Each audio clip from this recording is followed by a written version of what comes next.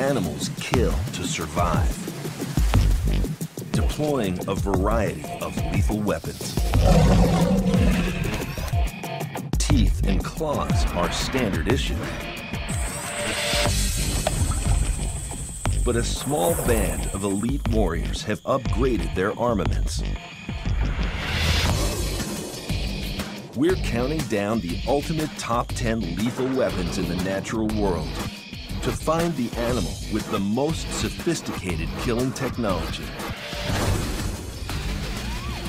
Biological warfare goes wild in the ultimate animal countdown.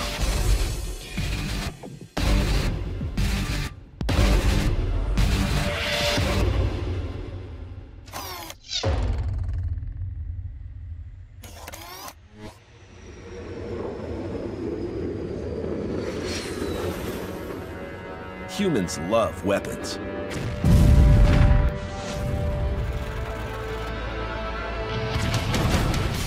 And so do animals. It's an evolutionary arms race. Sometimes power, size, and speed is not enough. Innovative animals have found new ways to kill.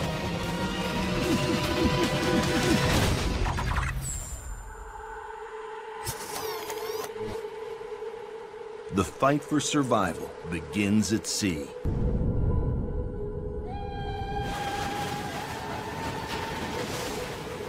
Swimming into number 10 in the countdown is an animal with one of the most famous weapons in the natural world.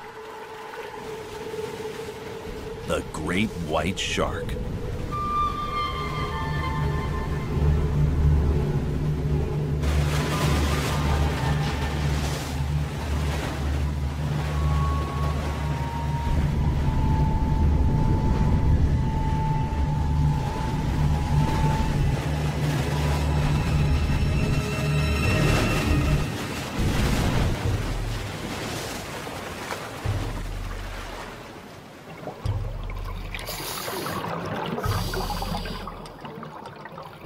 We've good reason to be afraid.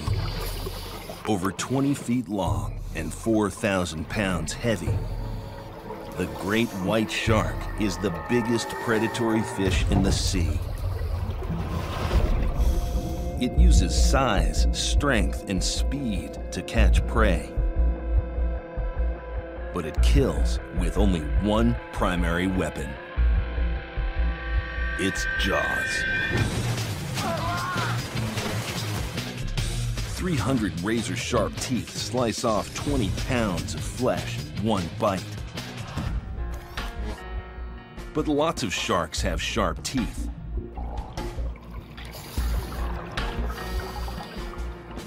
The great white upgrades its standard issue weapon by connecting its teeth to something even more remarkable: the largest brain of all predatory sharks. This is no mindless killing machine. It uses strategy to hunt fast and ferocious prey.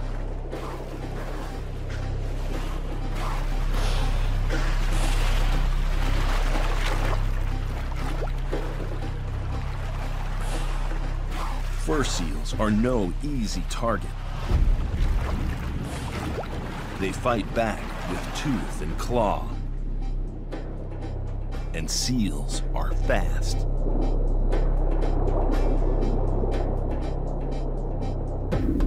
To get close enough to kill, the great white needs a strategy.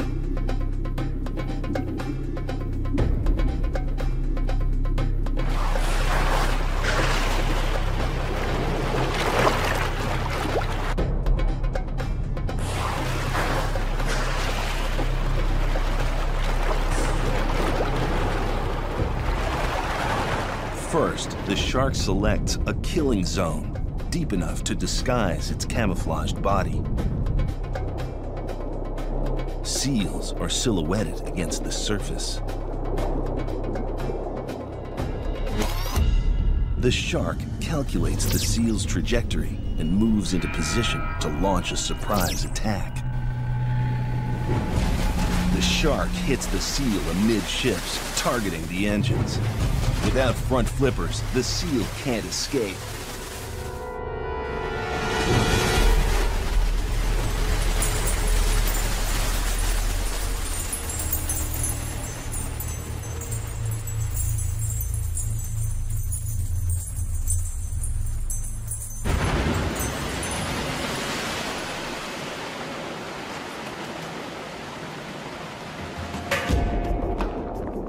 A bite, a shake, and the hunt's over.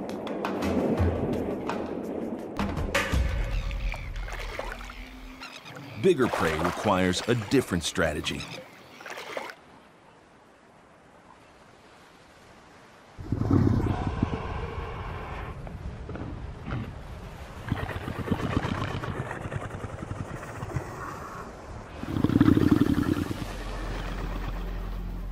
An elephant seal is a tempting target. But there's a problem. Elephant seals have a weapon of their own. Razor-sharp canine teeth.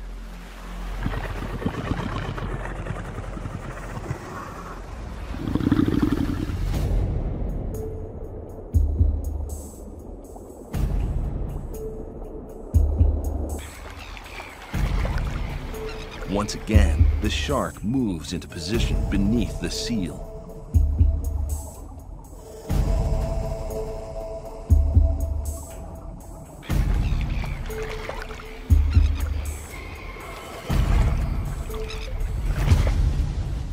But this time, it aims for the powerful hind flippers used for swimming. One bite is all it takes.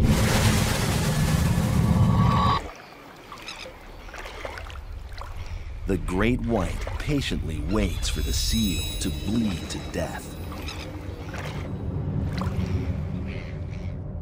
When the elephant seal's weapons are no longer a threat, the shark moves in to feed.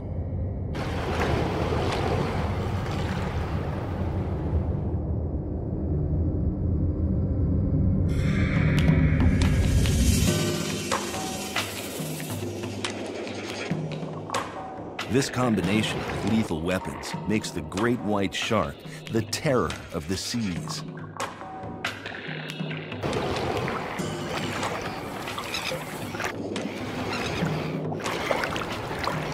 Other killers lack the great white's awesome arsenal, but make up for it by using some of the most advanced weapon systems in the natural world.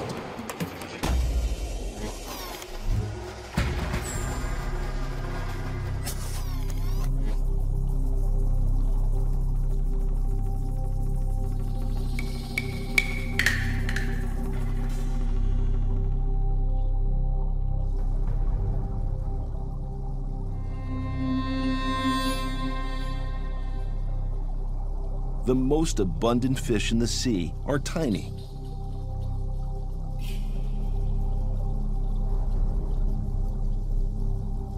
But it takes a special weapon to catch them.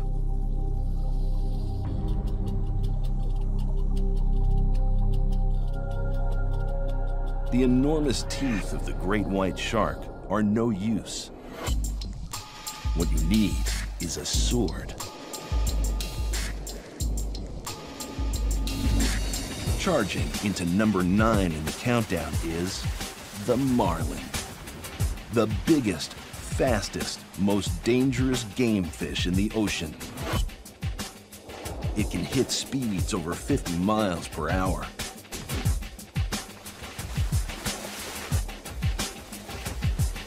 The marlin is a relentless hunter,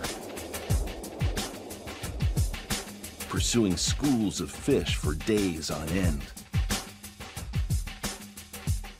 Extreme speed is a potent weapon. But little fish find safety in numbers.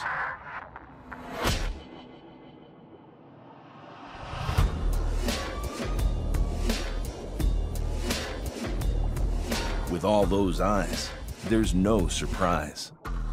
And the wall of glittering scales is confusing. Targeting an individual is difficult. But the marlin is a skillful sword fighter.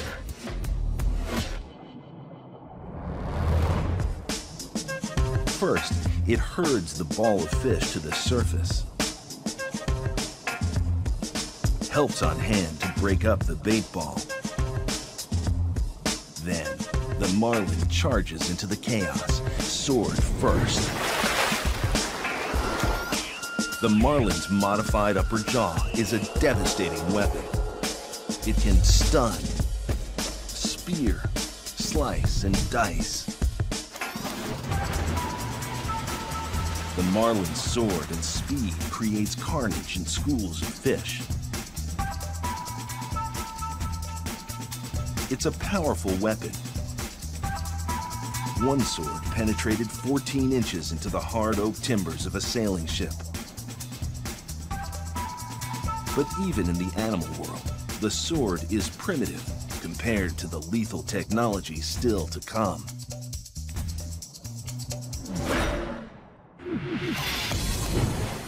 Our first two combatants fight at close range. But things get wilder when animals turn spit into a lethal weapon.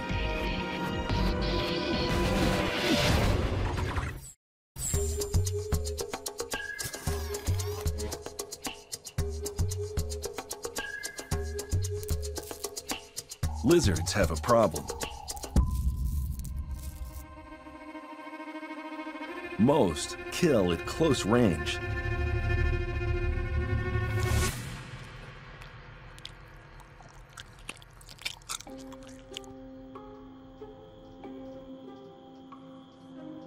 High in the treetops, there's plenty to eat. But what happens if a bug's on one branch and you're on another?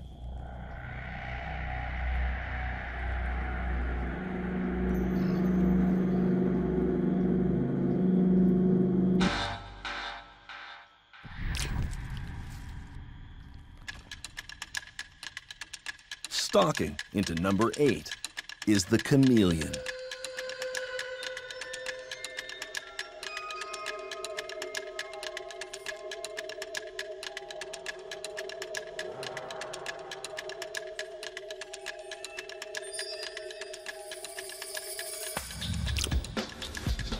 Its lethal tongue accelerates to more than 13 miles an hour in only 20 milliseconds. In theory, muscles just can't move that quickly. But it's not just the muscles doing the moving. Inside the tongue, a mass of elastic collagen tissue stores energy, similar to the string on a bow and arrow. Muscles stretch the elastic cord, like the arm pulling back on the bow.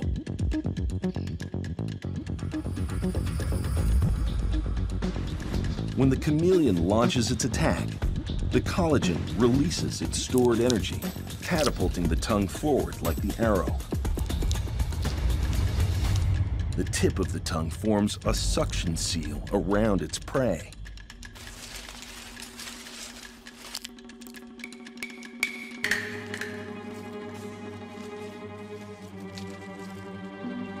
Sometimes, chameleons bite off more than they can chew.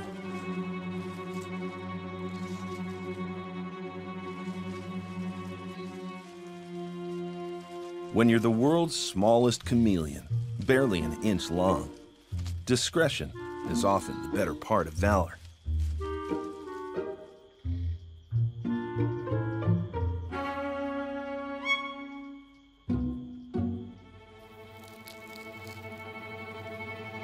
Most chameleons are a bug's worst nightmare.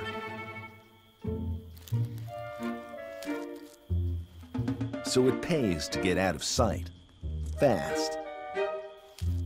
There's no hiding from our next hunter, equipped with some of the best eyes on the planet.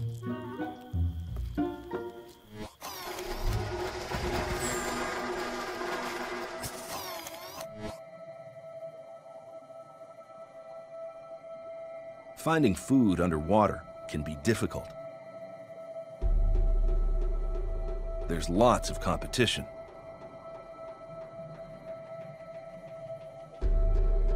So the animal swimming into number 7 in the countdown hunts in the air, using water as a lethal weapon. It's the archer fish.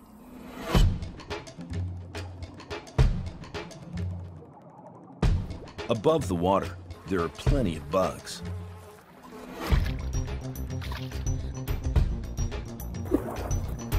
A typical fish, armed with standard weapons, can only hunt close to the surface.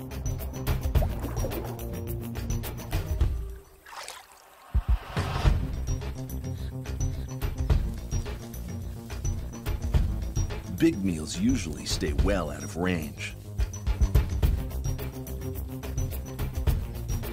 Some fish get lucky.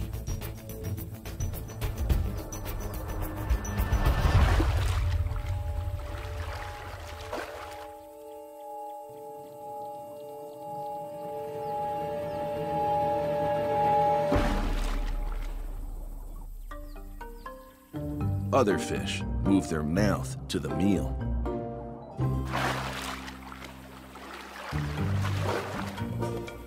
In the Amazon, the arowana leaps 6 feet out of the water.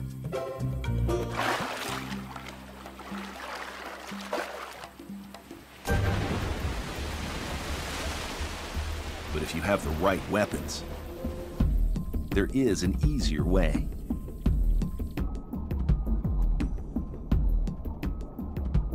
The archer fish is the ultimate surface-to-air missile launcher. First, it has to lock onto its target.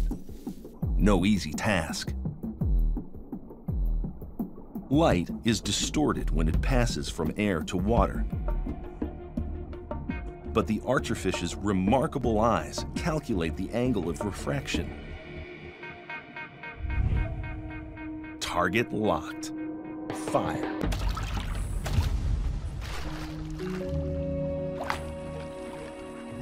The archerfish makes a gun barrel by pressing its tongue against a groove in its mouth.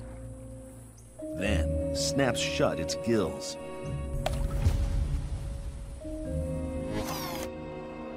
The archerfish's surface-to-air missile has a range of 9 feet.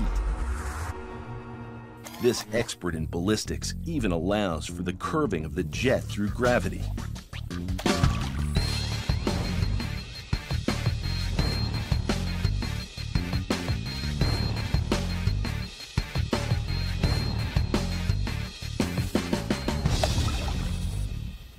Thanks to its innovative weapon, the archerfish targets prey way beyond the reach of normal fish.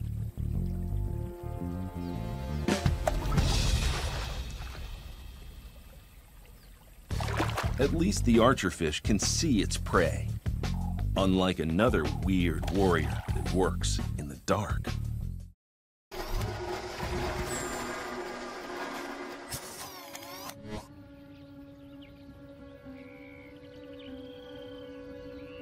The world's largest nocturnal primate could have come from Frankenstein's laboratory.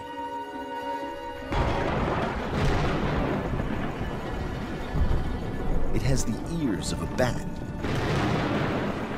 the teeth of a beaver, and a body like an electrocuted cat.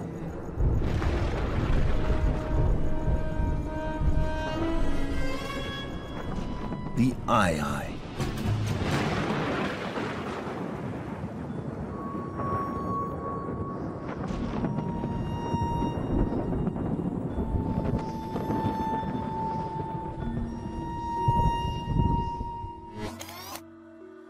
It's number 6 in the countdown because its middle finger is the claw of death.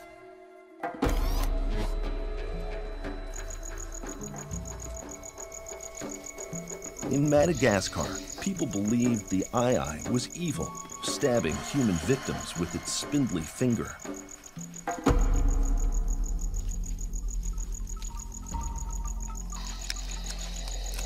But But the truth is even stranger.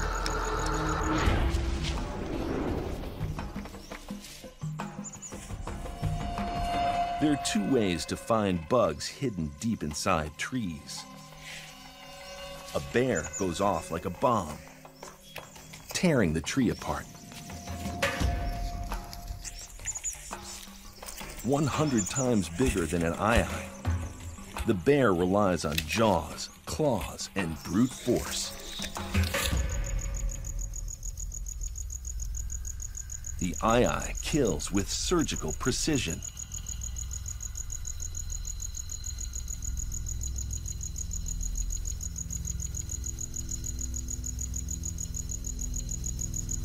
First, it has to find a bug.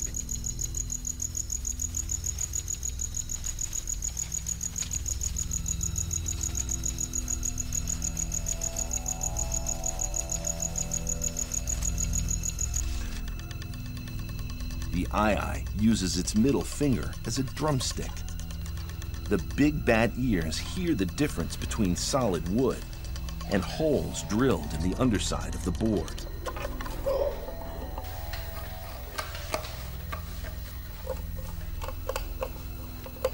It can identify the hole closest to the surface. Less work for the beaver teeth. Then, drumstick becomes spear.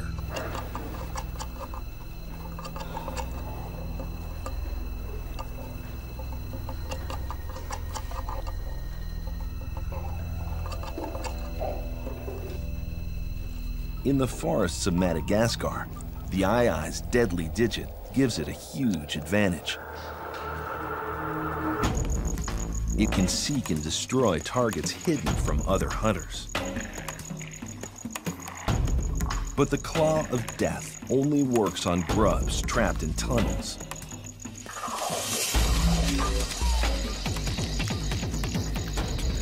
You need far more sophisticated technology to kill bugs on land and in the air.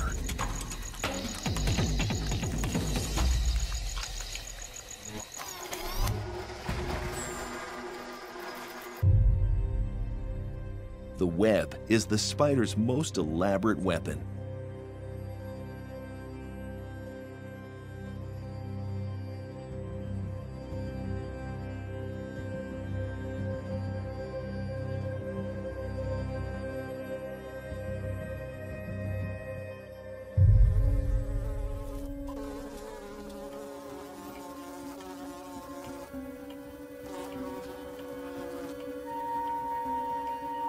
Killing flies is easy. Just sit in your web and wait. Only one spider is a silk sniper.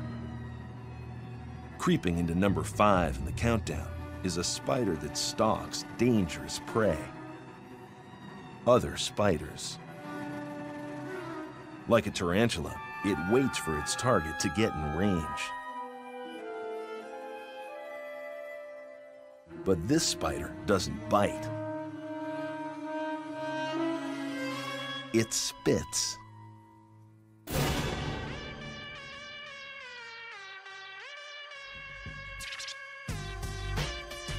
The spitting spider fires 2 strands of silk in just 1.4 milliseconds.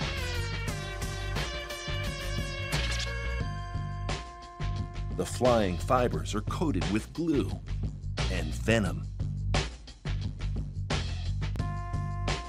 Stuck in silk, paralyzed by poison, the sharpshooter can now feast in peace.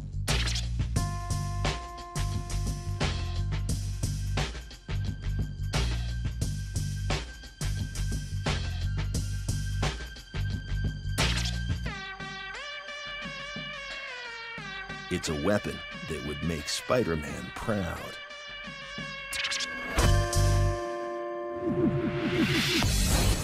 We're halfway through our ultimate countdown of the top 10 lethal weapons of the natural world. And now, biological warfare gets seriously sophisticated. With a weapon that kills so fast, You have just enough time to smoke a cigarette before you drop dead.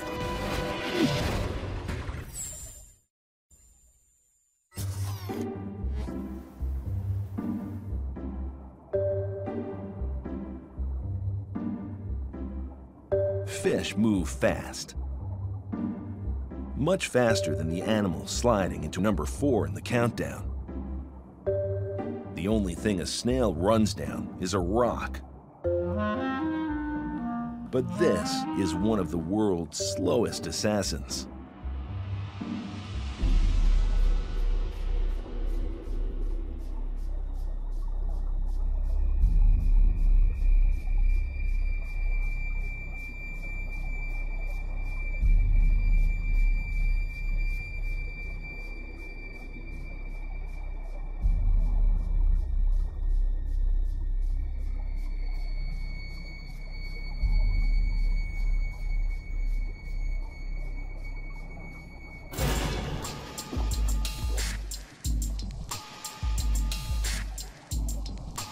The cone snail uses a venomous harpoon to haul in its paralyzed prey. The cone snail is number 5 in the countdown because its lethal harpoon strikes fast, even though the snail moves slow. The long siphon tastes water for potential prey.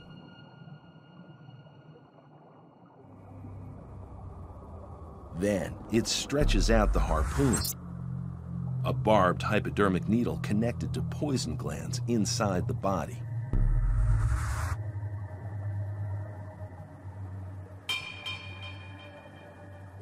There are about 500 species of cone snail. They all inject venom containing over 100 different neurotoxins, lethal to fish and humans careless enough to pick up one of the pretty shells. One's called the cigarette snail. Its venom is said to work so swiftly, you have just enough time to smoke a cigarette before you drop dead. The venom has to kill fast. The snail will only get one shot.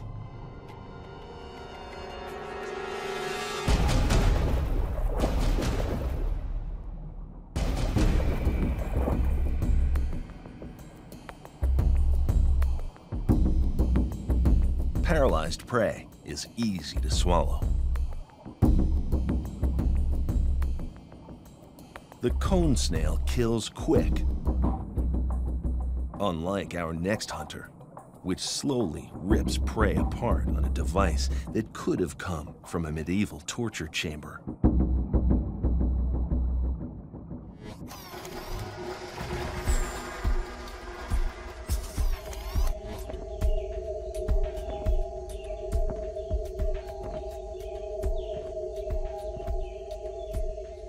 The forests of South America are home to some of the world's most ferocious ants.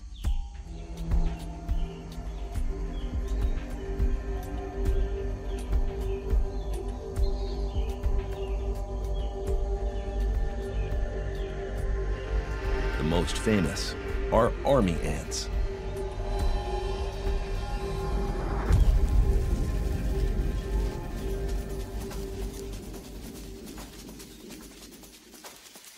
These troops are resting. But when the order is given, 200,000 ants go on the march.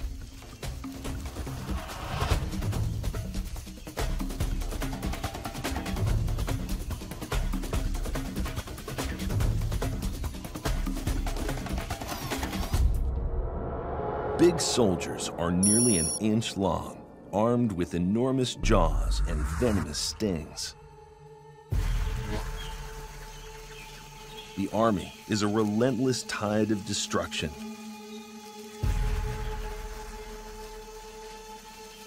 Annihilating all in their path.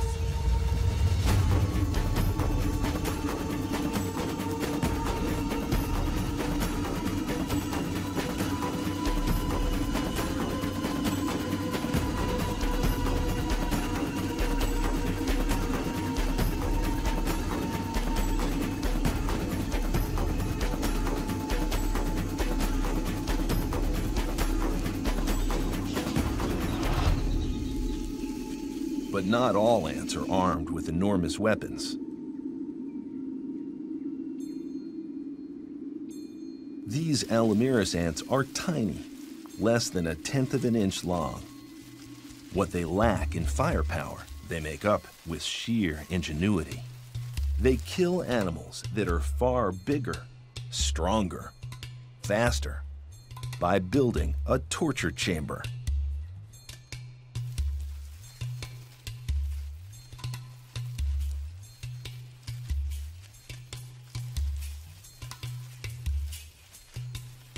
The ants weave fine hairs into a mesh around the stem of a plant.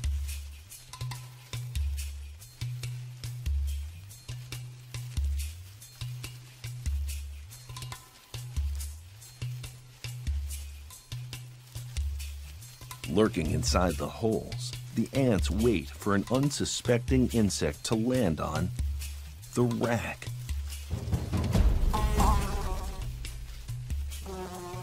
Grabbing legs and antennae, the ants slowly stretch their prey.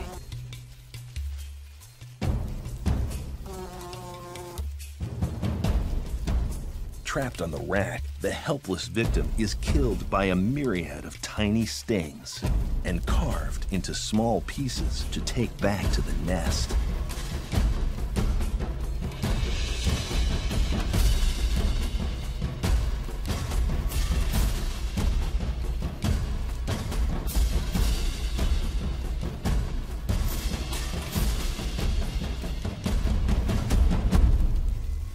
Thanks to their rack, the ants kill creatures 1,000 times bigger than they are.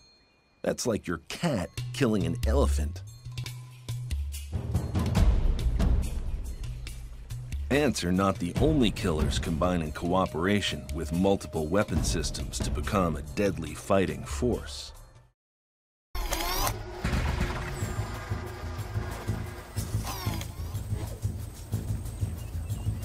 The savanna of Africa.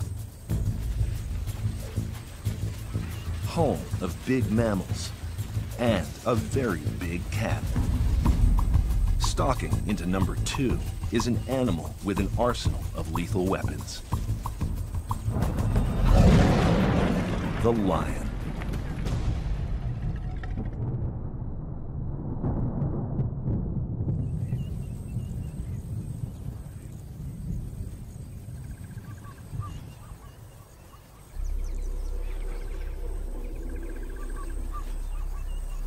Asleep, they look like cuddly pussycats.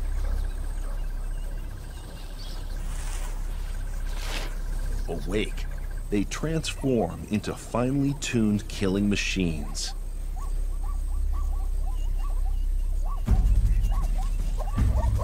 Hunting on the plains of Africa is hard. The prey is fast and ever vigilant. The lion uses speed as a weapon, but only over short distances. To get close enough to kill, the lion uses another weapon. Stealth. She waits for a zebra to stray into the 50-yard kill zone.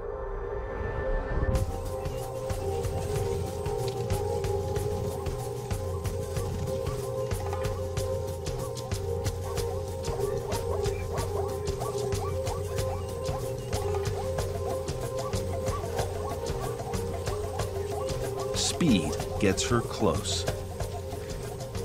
Close enough to deploy her 3 primary weapons. Hooked claws pierce and hold. Sharp teeth seize and slice. Strong jaws crush and suffocate.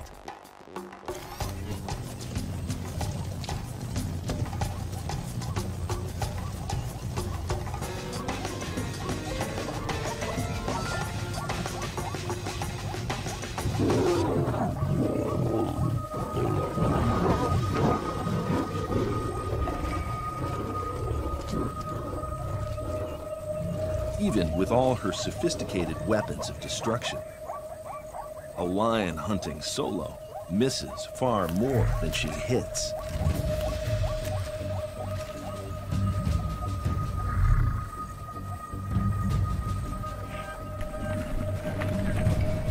In the Serengeti, a single lion's strike rate is less than 20%.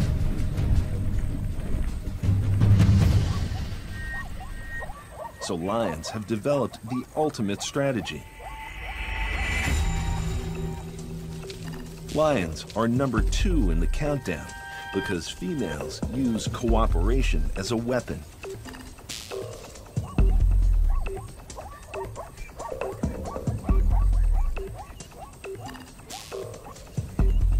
Working as a pride almost doubles the lion's strike rate.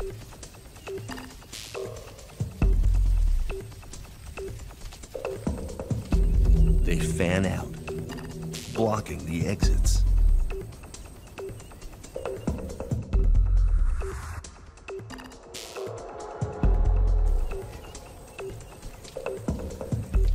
There are no calls, no signals. Just an instinctive awareness of each other's position.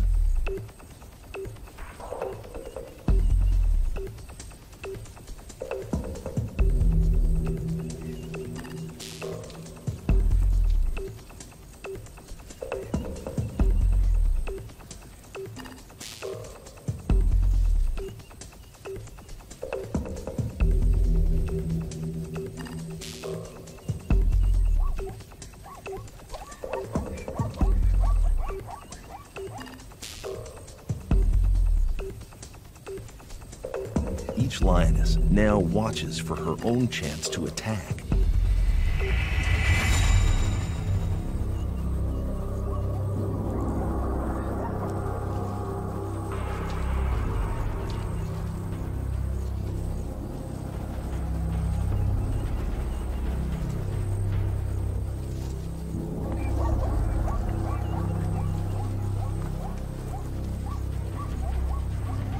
All it takes is one zebra to enter the kill zone.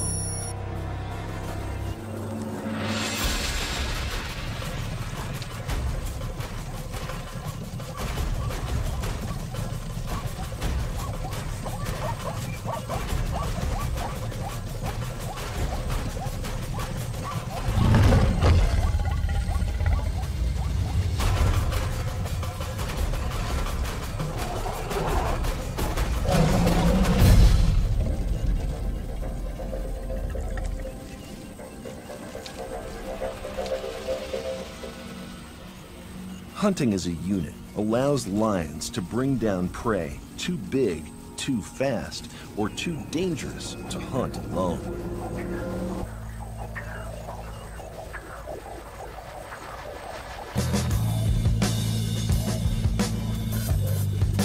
If one lion is deadly, a pride working together is almost unstoppable.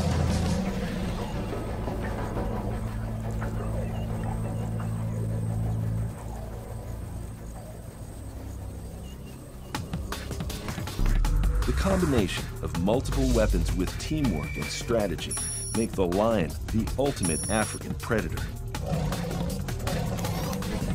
But there is another animal that cooperates to build the biggest, the loudest, and the most innovative weapon in the countdown.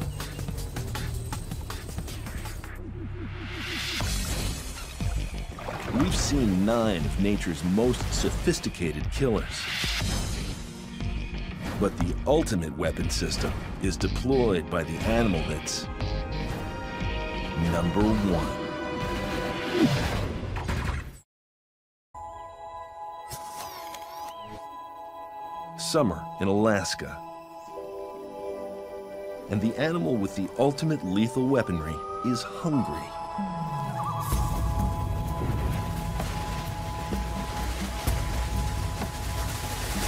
Really hungry.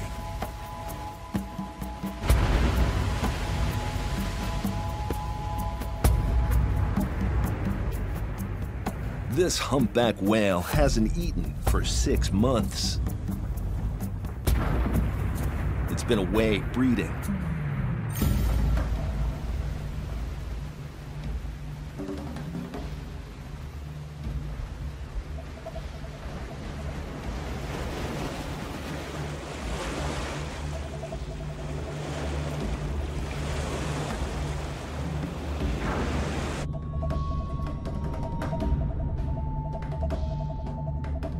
It's come to Alaska to feed, swallowing 1 ton of food every day. That's a lot of herrings.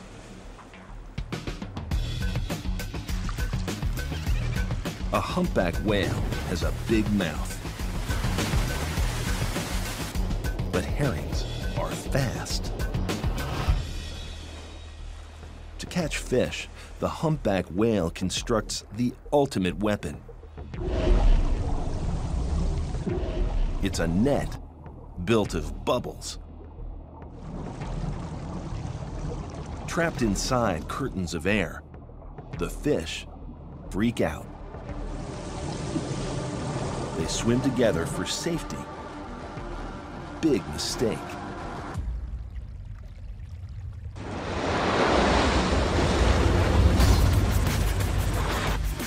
This is no gentle giant.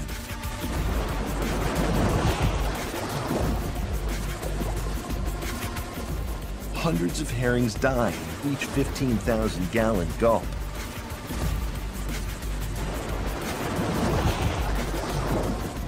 Humpback whales are #1 in the countdown because, working together like a pride of lions, they construct the underwater equivalent of an atomic bomb.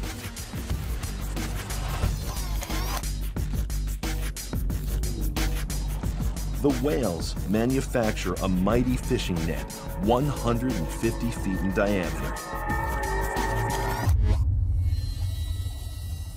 First, an experienced hunter dives deep under a school of herrings.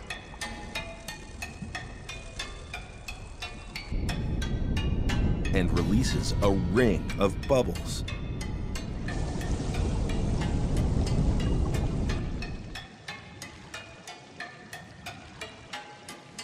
The fish could easily swim through the bubbles to escape,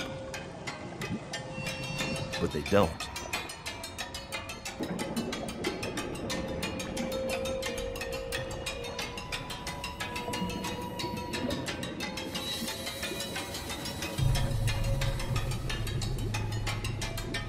They're terrified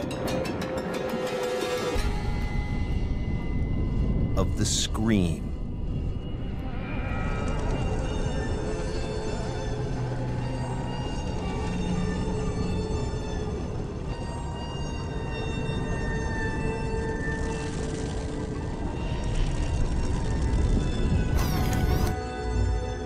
Other humpbacks fire blasts of noise at the bubble net, creating a barrier of deafening sound.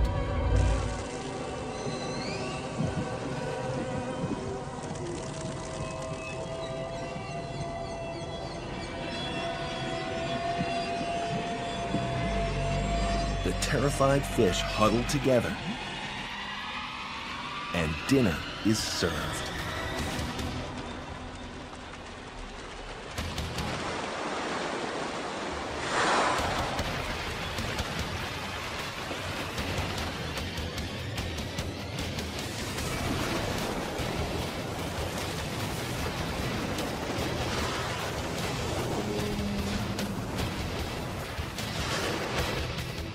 No other animal hunts together using both a massive net and sonic warfare. This extraordinary innovation is why the humpback whale's lethal weapons are #1.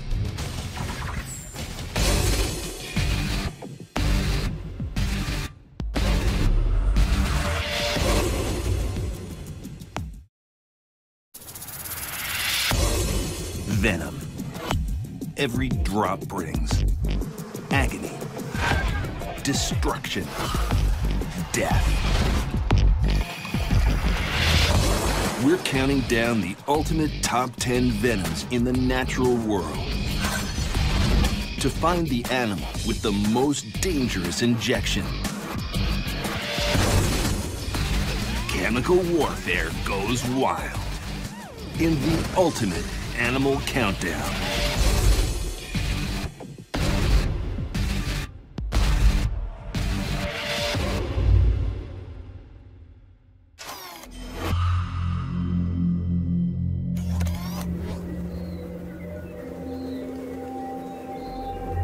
Some of the deadliest animals on the planet are venomous.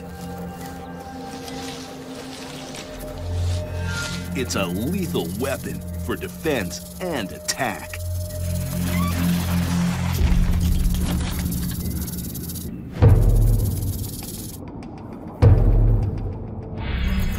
Poison only becomes venom when it's injected under the skin.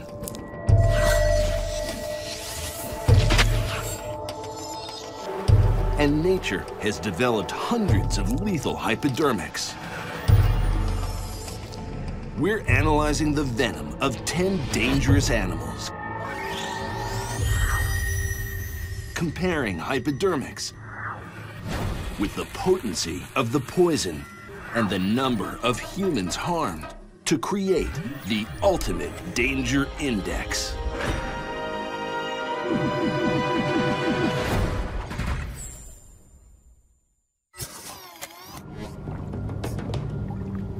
Our countdown begins in Indonesia. This island pulsates with poison. There are more venomous reptiles per square yard than any equivalent area on Earth. And the biggest of them all strides into number 10 in the countdown.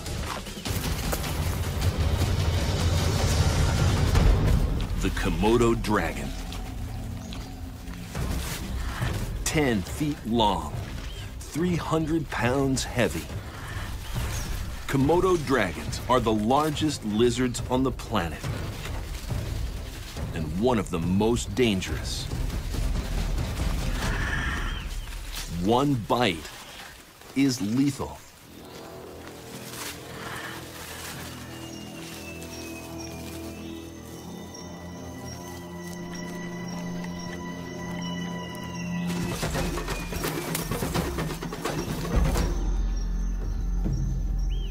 Once, people thought Komodo dragons had deadly halitosis.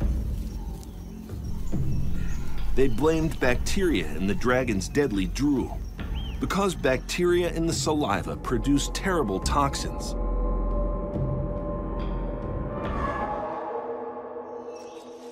That cause fatal infections. But bacteria take time to grow. And the dragon needs a quick kill when ambushing enormous animals.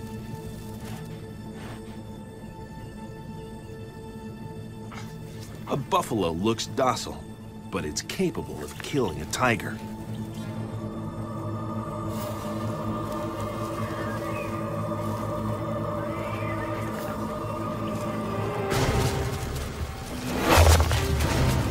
A single slash and the dragon retreats. The buffalo can't run, and soon it can't fight. Scientists only recently discovered the reason why. In 2009, they took a look inside the dragon's head. An MRI scan revealed a secret hidden in the lower jaw. The dragon kills with venom. Alongside the salivary glands is a huge venom reservoir opening into grooves along the dragon's teeth. Venom dribbles down its teeth and into the wound.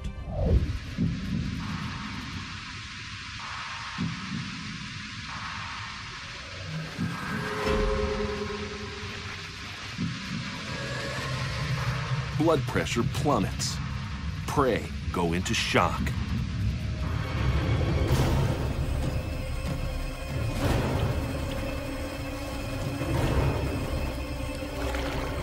Dinner is served.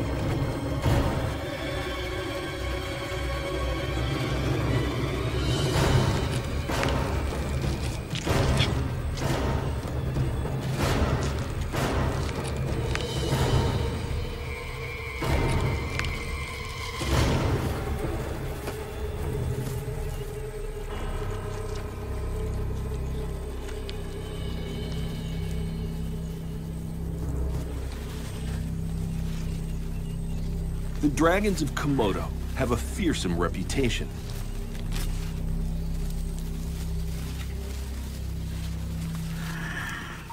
but to the locals, they're more of a nuisance than a threat. The people most at risk from the dragon's venomous jaws are already dead. They're tomb raiders. Unless the deceased are buried in dragon-proof concrete, sticks and stones fend off these man-eaters, which is why the Komodo dragon scores so low on our ultimate danger index. The way venom just dribbles from its jaws, the relative simplicity of its poison, and the lack of lethal encounters ranks the Komodo dragon at number 10.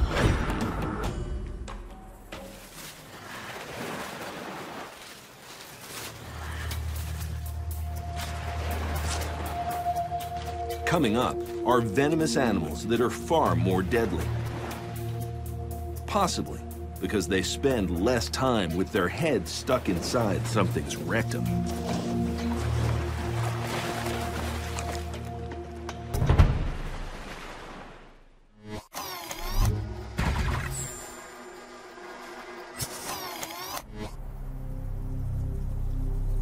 In North America, there is only one venomous mammal. It's small, seldom seen, and has a very bad bite. Squeaking into number 9 is the shrew. It kills twice its weight in food every day just to keep warm.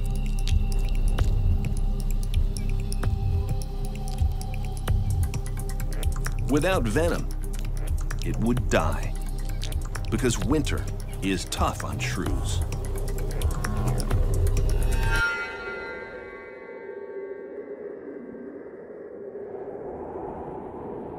Food is hard to find.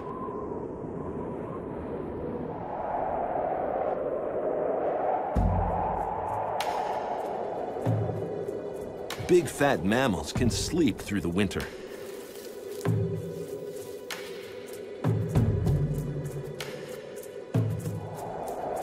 But there's no fat on a shrew.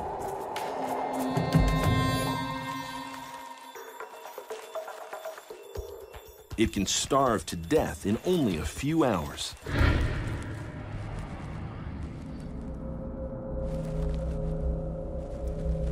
So it uses venom to store food by turning worms into the living dead.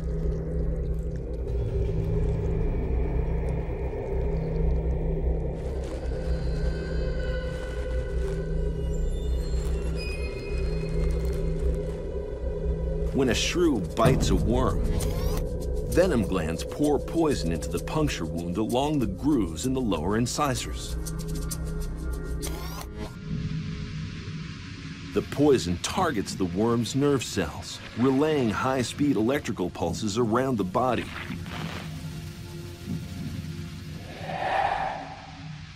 Shrew venom blocks transmission, paralyzing prey, sometimes for more than 2 weeks.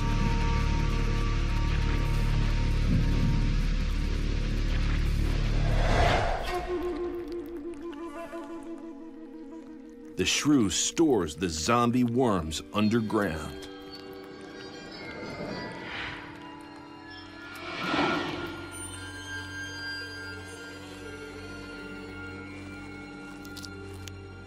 Fresh meat, waiting to be eaten, alive.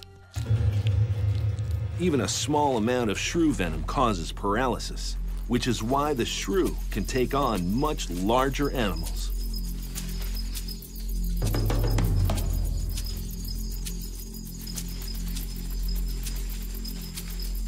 If threatened, they'll even bite humans. The teeth are vicious. The venom from one shrew can kill 200 mice, and in a human causes days of considerable pain, making the shrew number 9 on the danger index.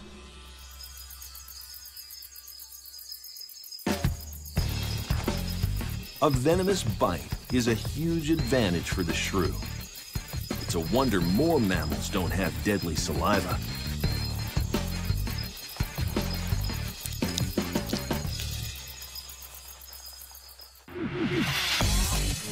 Our first two venomous killers hunt alone. But things get totally toxic when a swarm of giants goes wild.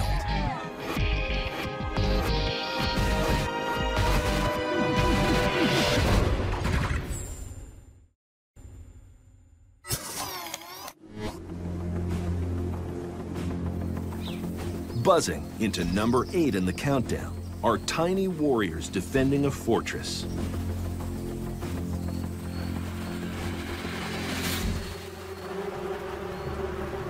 Giant honeybees. Almost an inch long, they're the biggest and nastiest of all bees.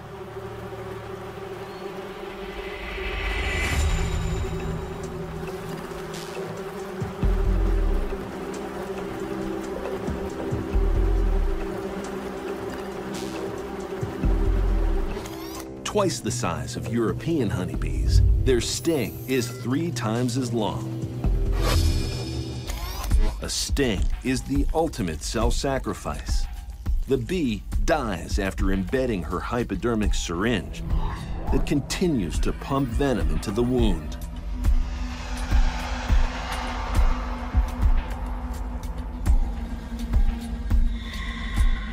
A complex cocktail of chemicals penetrates cell membranes, manipulates nerve cells, and converts self-defense systems to self-destruction.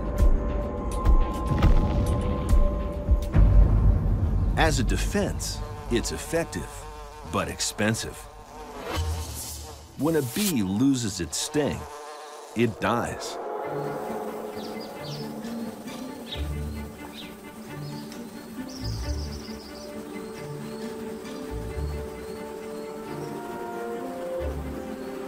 So rather than fight off a hungry lizard, the guard bees send a warning.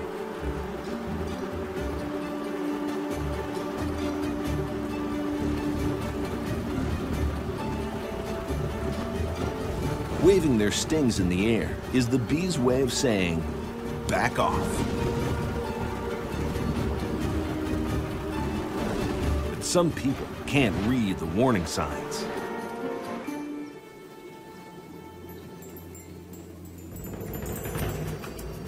In Sri Lanka, an ancient fortress on top of Lion Rock is a UNESCO World Heritage Site.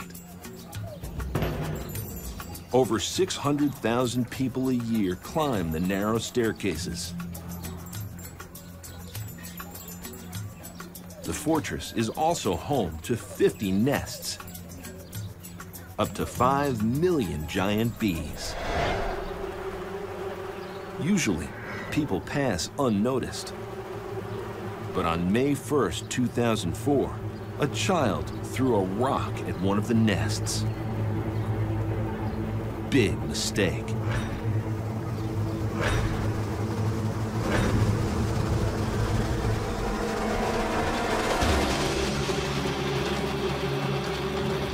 Within seconds, the giant bees launch a mass attack. European honeybees send 200 warriors to defend the nest. Giant bees send 20,000.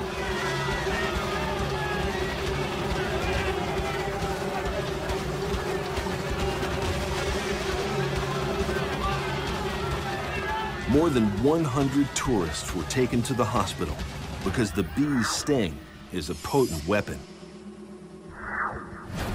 The dose of venom is small, but excruciatingly painful, moving it into number 8 on our danger index.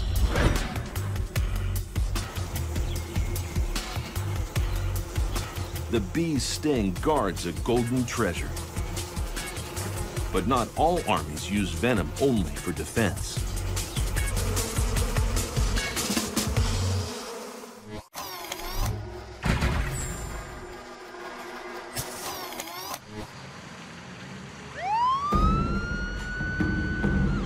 Each year, the animal crawling into number 7 stings 14 million Americans. About 100 die. These are fire ants. Their sting feels like a burning match pushed into the skin. First, they bite, anchoring themselves with their jaws so they can repeatedly drive in their sting. After the pain come the blisters.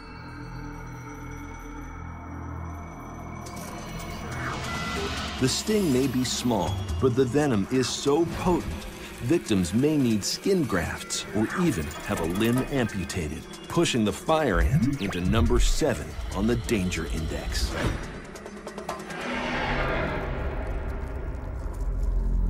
The venom is versatile.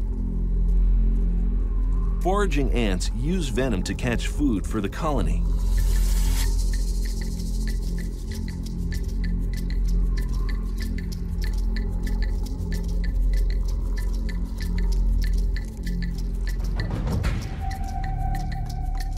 The chemical composition of fire ant venom is unique among insects. The venom is 95% toxic alkaloids, capable of penetrating insect armor with ease. The other 5% consists of some of the most potent proteins ever known.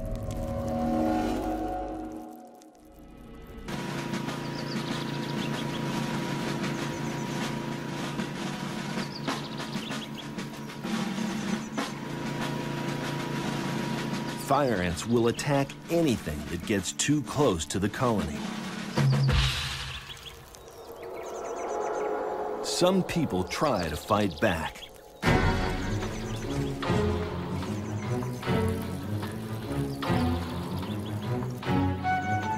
It's a battle you can never win.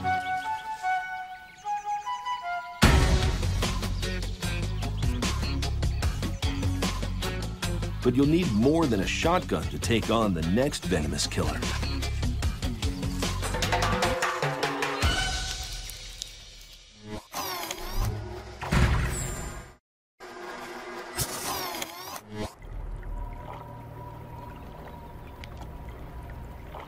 Shallow waters around the world are home to the animal at number 6 in the countdown.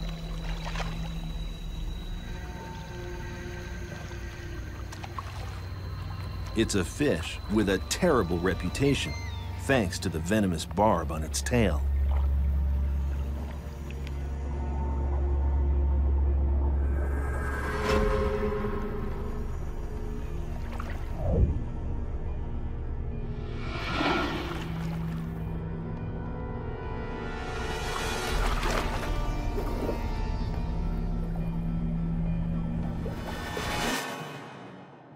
The stingray.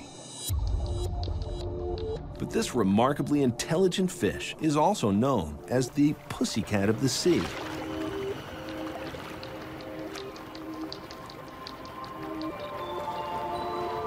It's docile, even friendly, if you're offering free fish.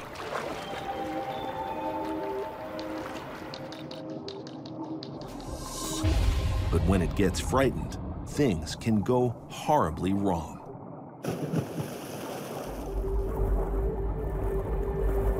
Most people never know they're in danger.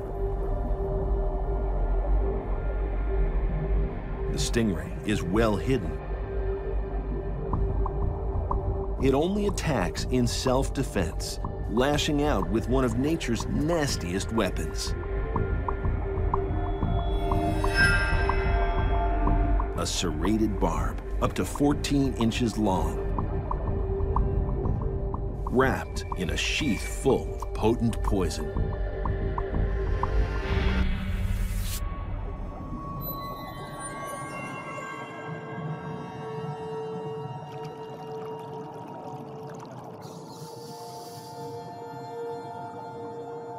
Most attacks happen when people step on a stingray,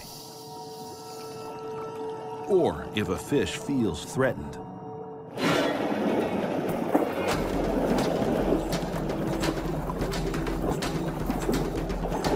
The strong, muscular tail can drive the spine through the side of a boat, or a leg, or chest.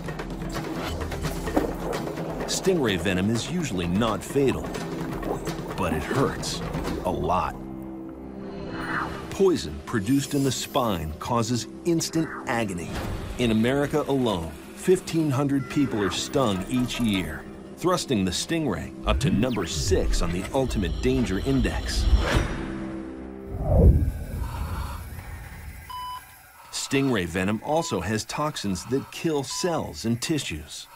Without treatment, the wound would become a giant festering ulcer.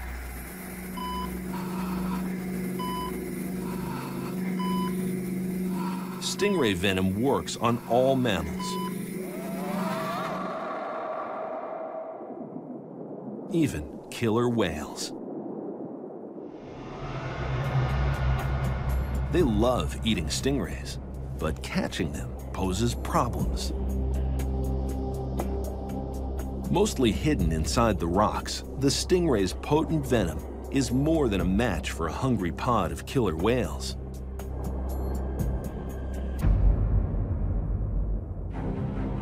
But out in the open, the ray's in trouble.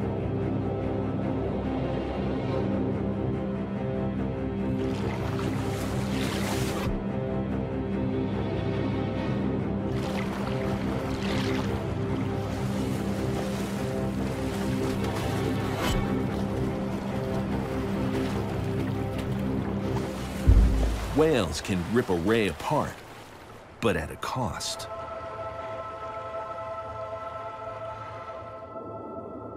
Stingray spines have killed marine mammals. One killer whale was found dead, a stingray spine lodged next to its carotid arteries.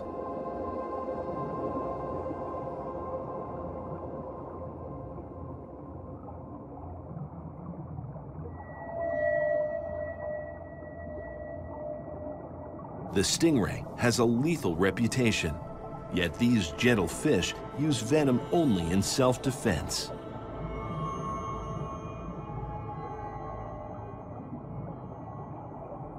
But there's nothing gentle about the animal coming in at number 5.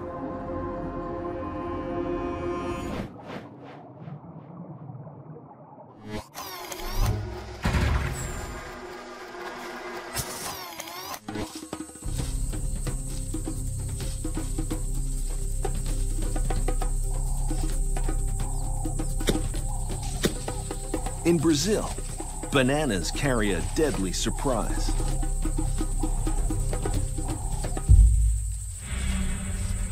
The shaking drives a hitchhiker out of the bunch, and it does not like being disturbed.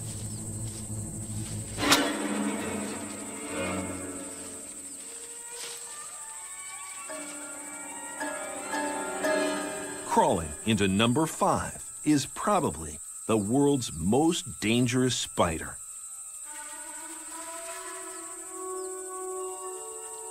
If disturbed, most spiders run away or play dead. The Brazilian wandering spider goes on the offensive.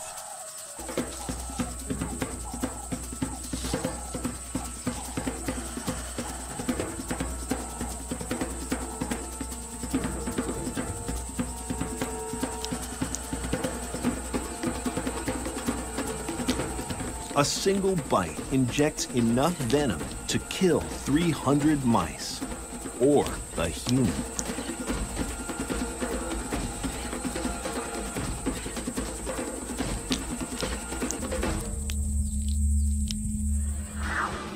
The spider, with its enormous hollow fangs and cocktail of potent poisons, invades people's homes, pushing it into number 5 on the Danger Index.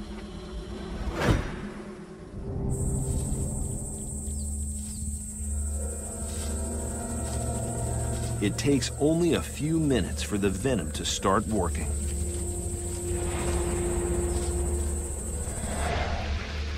Potent neurotoxins block the transmission of nerve signals to the muscles.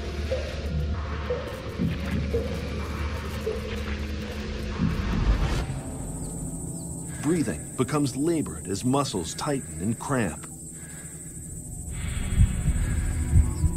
The bite is both excruciating and embarrassing. One chemical in the venom targets the victim's most private parts.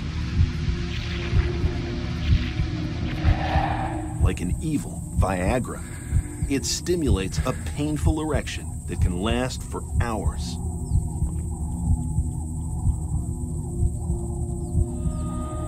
Without treatment, victims have far bigger problems. A bad bite can cause respiratory failure and death.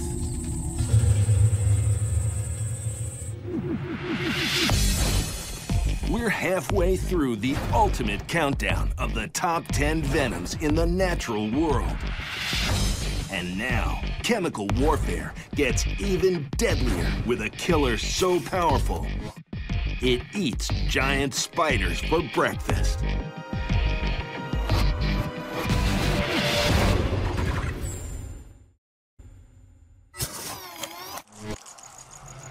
Crawling into number 4 is the centipede.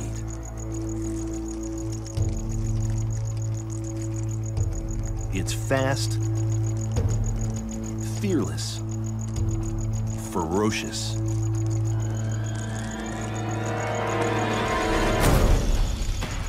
It kills the world's biggest spiders, bird-eating tarantulas. That's because this centipede is a giant. 12 inches long, giant centipedes kill using venom. Hidden beneath its head are 2 poison fangs. Muscles in the modified front legs contract to pump venom into prey. The poison numbs the nerves of insects, making escape impossible.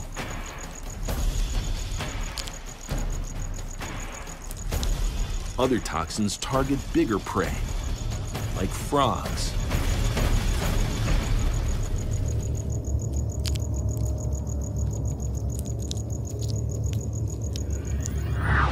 The poison fangs cause extreme pain, even heart attacks. And these bad bugs don't hesitate to attack humans, ranking them number 4 on our ultimate danger index. Sometimes the giant centipede crawls into caves. The more venomous the bug, the larger the prey it can target.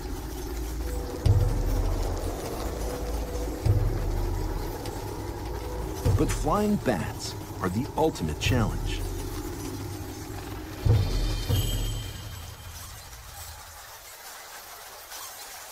They're twice the centipede's weight and flying fast.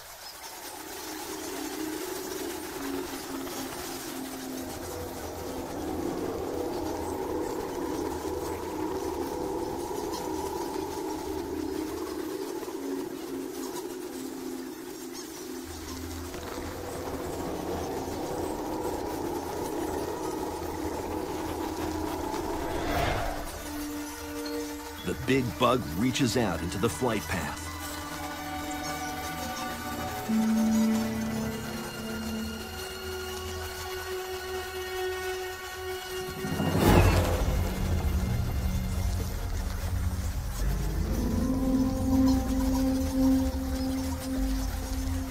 But this monstrous centipede isn't the only animal with many legs and a lethal bite.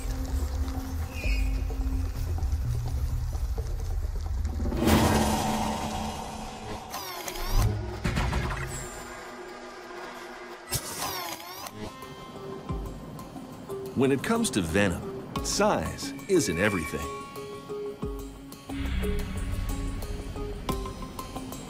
Hiding on Australian beaches is a killer with a lethal bite, and there's no antidote for the poison.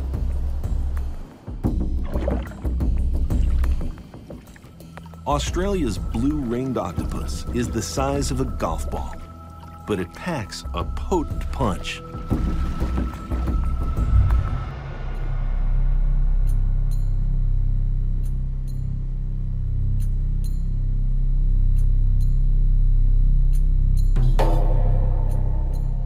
tries to warn us. When threatened, its normally camouflaged skin transforms into electric blue circles that say, "Back off."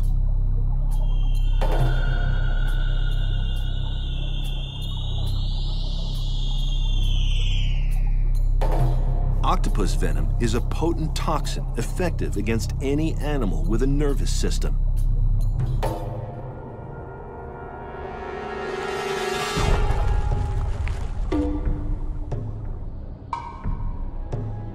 Targeting a chink in the crab's armor, the octopus injects its poison.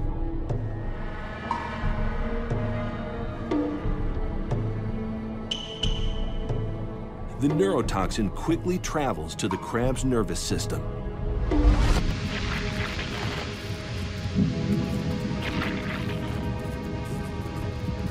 The venom interrupts the chemical transmitters at the junction of nerve cells.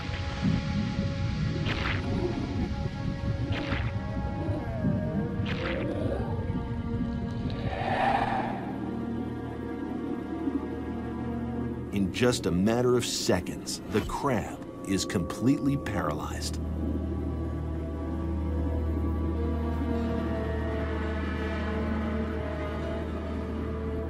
The octopus begins feeding, even though its helpless victim is very much alive.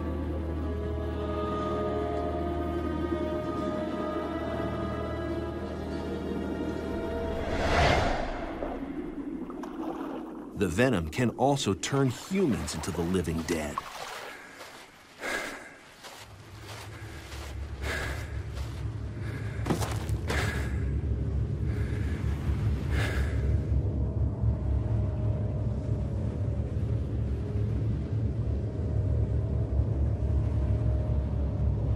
It paralyzes our voluntary muscles, the ones we consciously control. Involuntary muscles, like the heart, remain unaffected. Victims become zombies. Fully conscious, but unable to communicate or breathe. Without resuscitation, they slowly suffocate.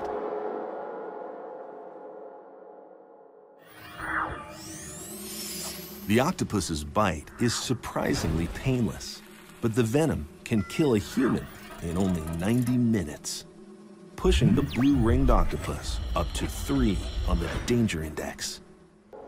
But there's a twist. The venom is produced in 2 massive salivary glands, each as big as its brain.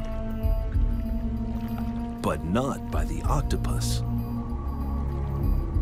Colonies of bacteria produce the deadly neurotoxins. The octopus gives the bacteria free room and board, and in exchange, gets deadly saliva.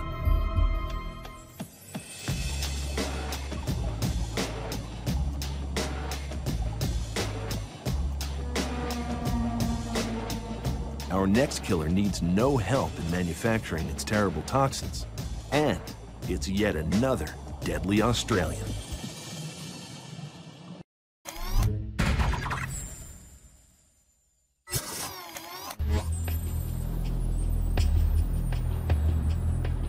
The coast of Australia is one of the world's great tropical playgrounds. But there's a problem. For 7 of the hottest months every year, there's only one safe place to swim.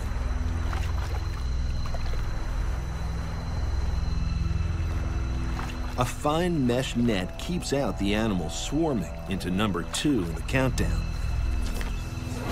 The box jellyfish. Venture outside the net, and you're playing Russian roulette with the world's most venomous sea creature.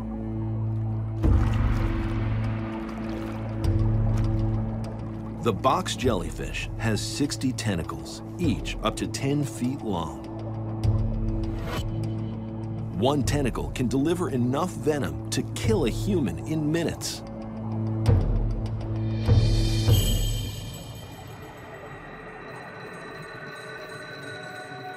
Almost invisible in the water, you never know what hits you.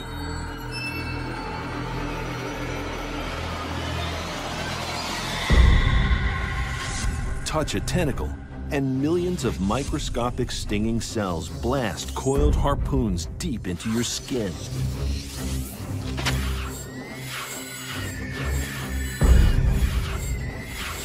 This is one of the world's fastest strikes, 10 times quicker than an airbag inflates in a car crash.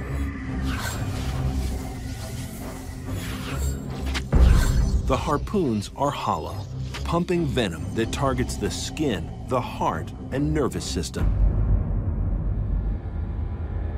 Agony is instantaneous.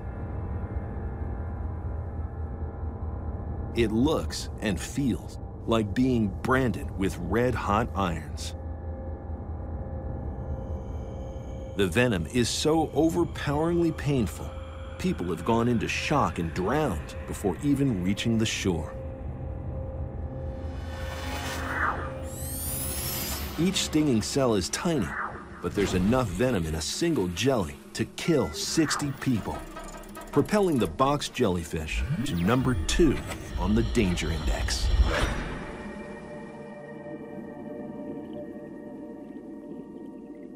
In the last century, the jellyfish's venom has killed more Australians than the region's sharks and crocodiles combined. But the box jellyfish doesn't hunt humans. Its poison is potent because it has to paralyze prey fast. Without lethal venom, a struggling fish could snap tentacles.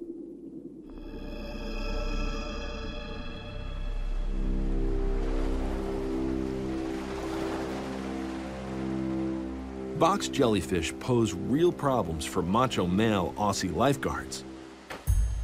Anybody who enters the water needs something to protect themselves from the jellyfish's deadly tentacles. It has to be lightweight, yet thick enough to prevent the millions of stinging cells from penetrating the skin. The solution is pantyhose.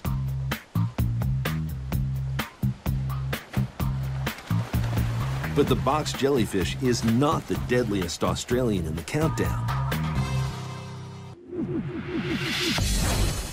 We've seen 9 of nature's nastiest lethal injections. But only one venom maxes out the ultimate danger index. It's #1.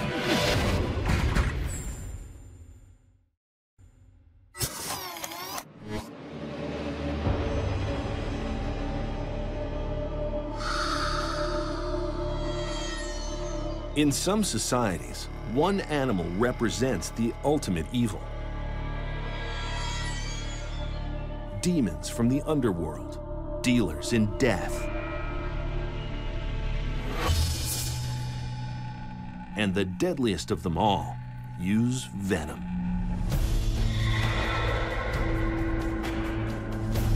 The snake is #1 because its venom is probably the world's most complex biological toxin.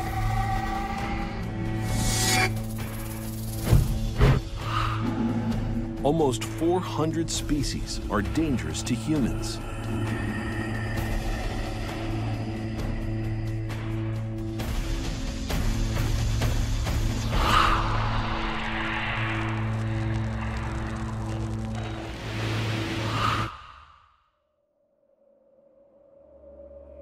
And like the blue-ringed octopus and box jellyfish, the worst of them all are found in Australia. Home to 17 of the 20 most venomous snakes on the planet, including the ultimate venomous killer, the taipan. Its chances of finding prey in the arid Australian desert are extremely remote.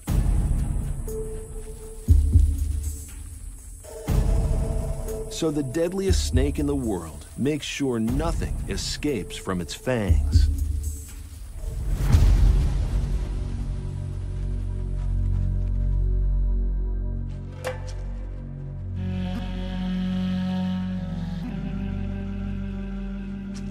For a rodent, the taipan is an atomic bomb.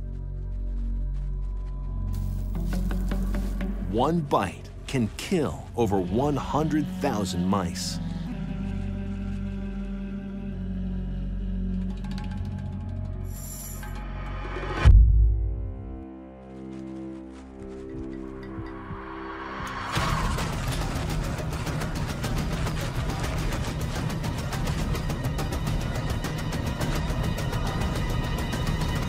The bite of a taipan is almost 100 times more deadly than an American diamondback rattlesnake. Its extreme toxicity first paralyzes, then pre-digests, breaking down muscle tissue even before prey is swallowed whole.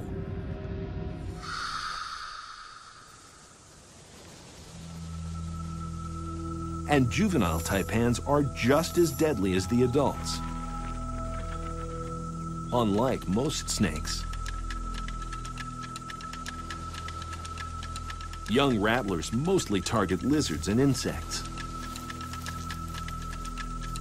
As they grow bigger, they modify their poison to match mammalian prey.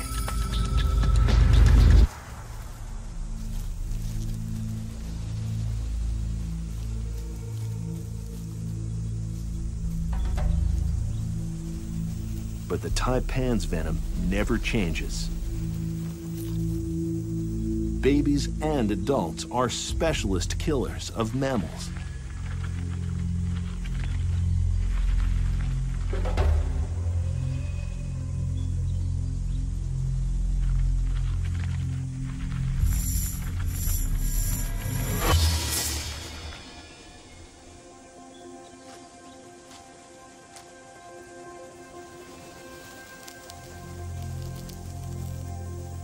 Even if they bite off more than they can chew.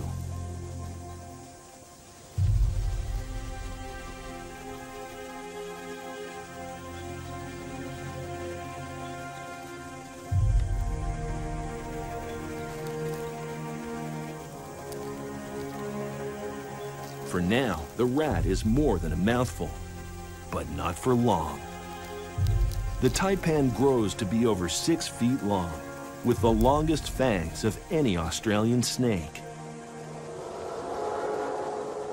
But until then, it searches for something its own size.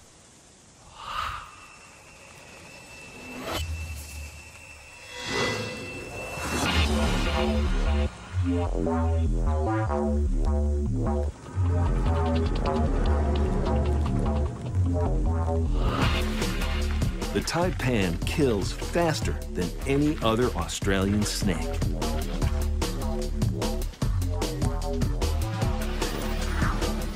Armed with horrific hypodermics, the devastating venom from one bite could kill 100 men. Which is why the taipan's terrible toxins are #1.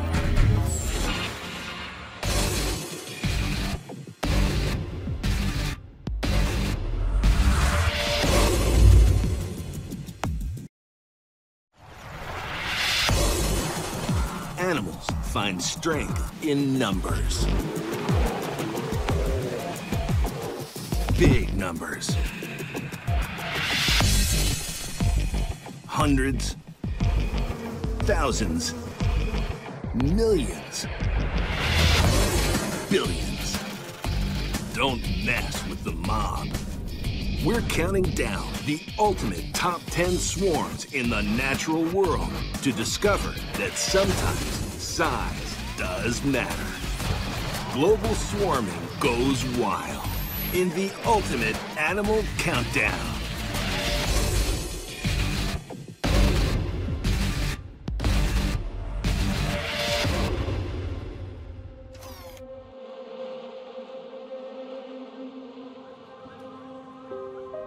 There are 7 billion people on the planet.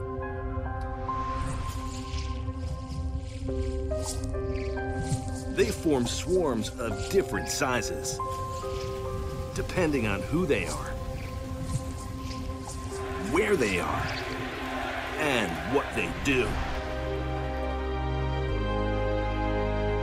Animals also swarm. The reasons are varied. Feeding and fighting. Moving and mating. We begin with a food fest so spectacular, it draws even antisocial animals.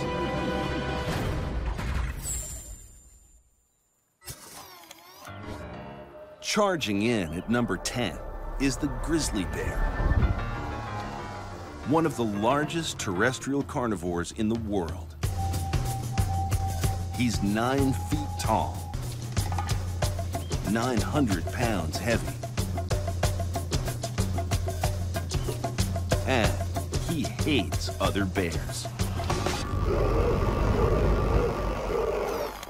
In North America, a bear wanders alone in a home range covering 200 square miles, an area about the size of Chicago.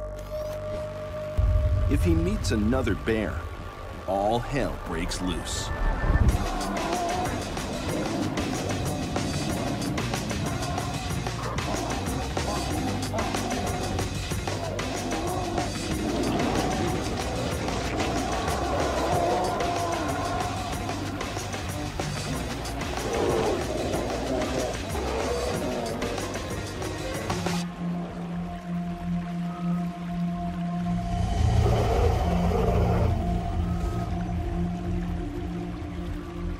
Grizzly bears fight over females and food. Except for a few weeks of summer.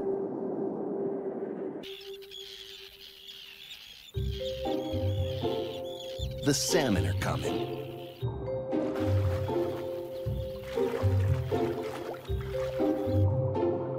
They head upstream to their spawning grounds in the McNeil River.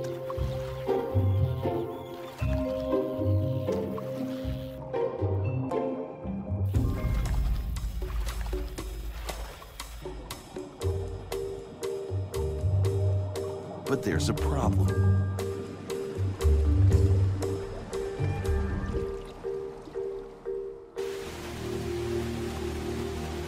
A waterfall blocks their way.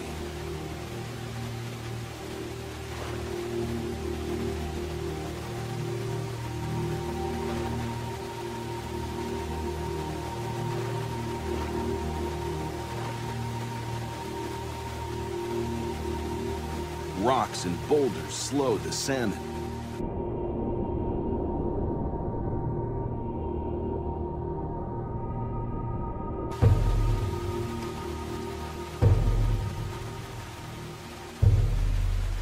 Grizzlies have learned this is the best place to catch fish. Lots of fish.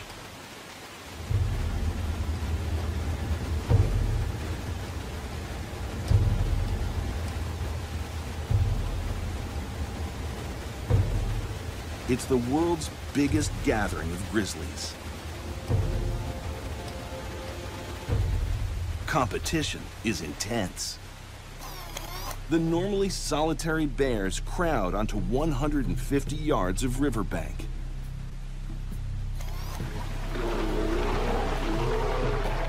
There's a lot of grumbling, but few fights. A complex hierarchy keeps the peace.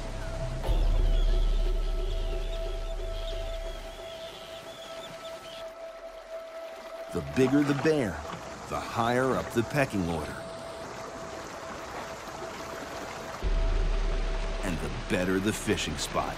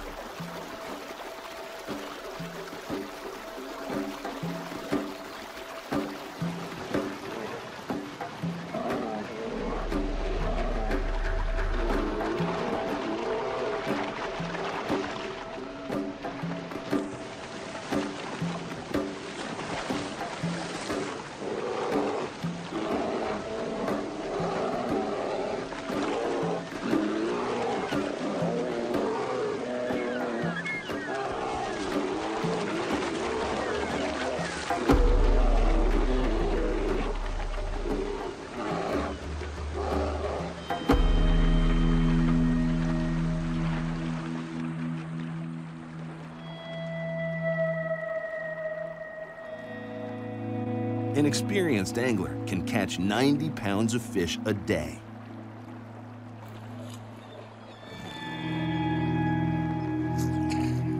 That's a lot of caviar.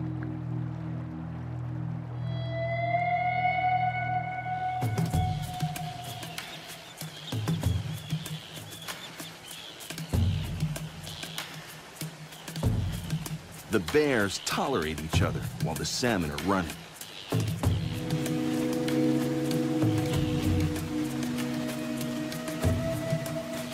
But when the fish are finished, so is the swarm.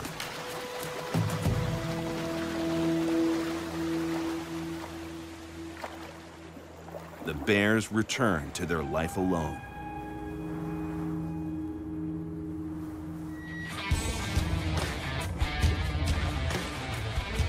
The grizzly is number 10 because even a massive swarm of these antisocial anglers contains only 60 individuals. But 60 is a lot of grizzly.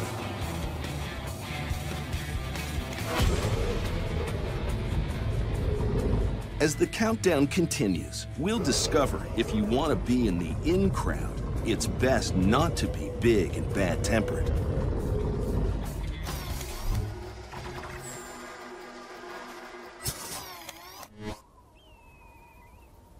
The mountains of Japan.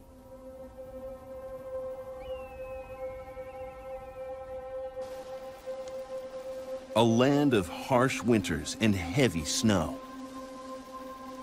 Up to 6 feet in a single day.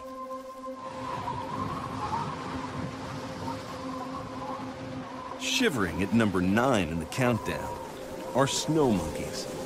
They live further from the equator than any other primate, except humans. Surviving the depths of winter is an annual challenge. But one troop has an advantage.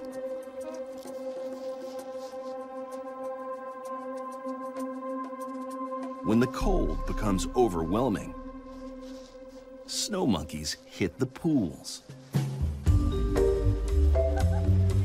Hot pools.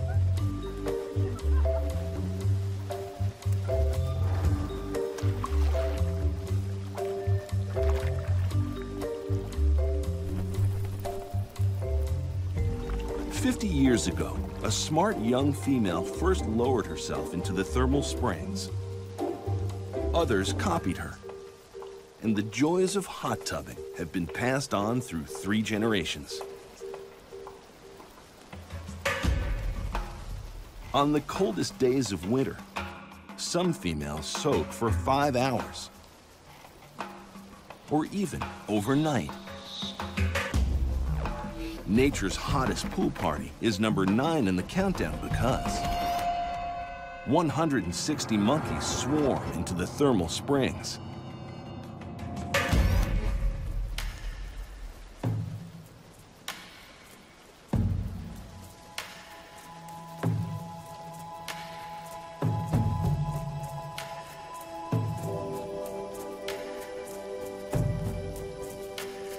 Hot tubbing is unique to one troop.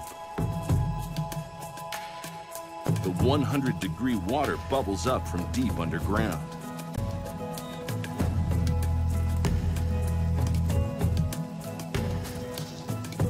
In a land where snow covers the ground for 4 months of the year and winter temperatures average -10 degrees, keeping warm in a hot tub is a huge advantage. If only all the swarms in the countdown were this peaceful. We've seen grizzlies and snow monkeys go wild in the water, but parties get out of control when follow the leader has fatal consequences.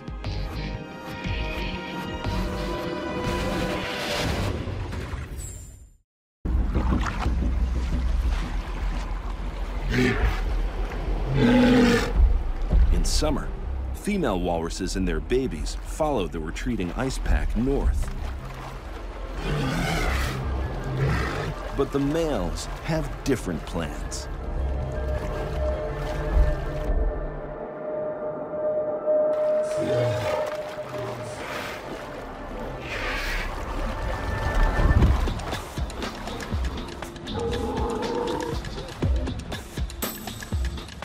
The bulls ditch their families to join their buddies in the world's biggest, baddest bachelor party.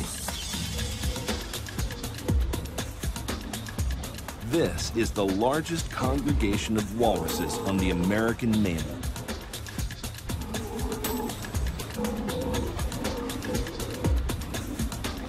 The walrus is number 8 in the countdown because each year, over 12,000 bulls swarm over Cape Pierce. It's a grunting, groaning, smelling, snorting beach of blubber.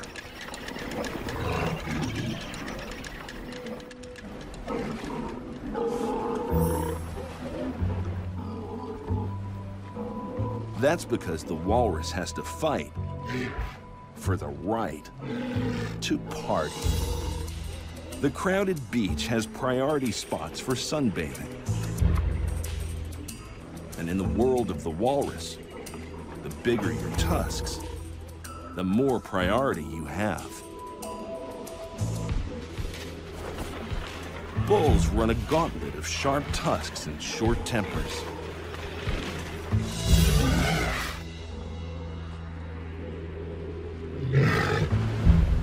Apart from the occasional disagreements, bulls prefer being close to their bachelor buddies. But their urge to stick with the swarm can be fatal.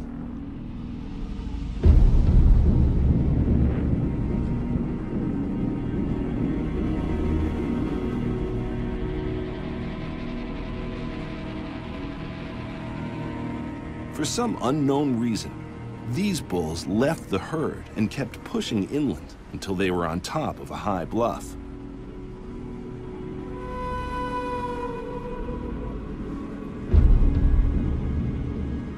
They tried to get back to the beach.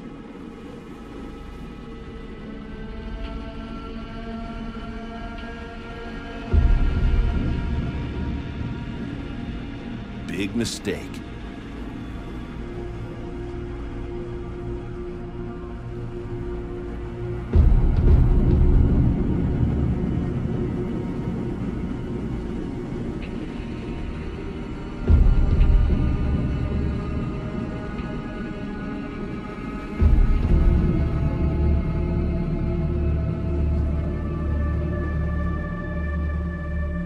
Battered and broken, up to 60 animals died.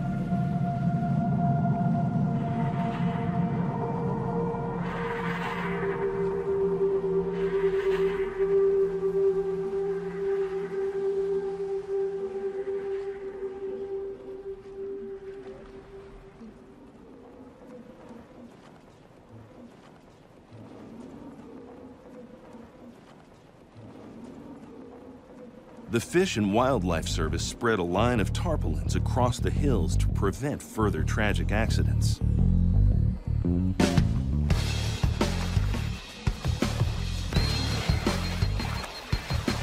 But there are animals that deliberately sacrifice their lives for the sake of the swarm.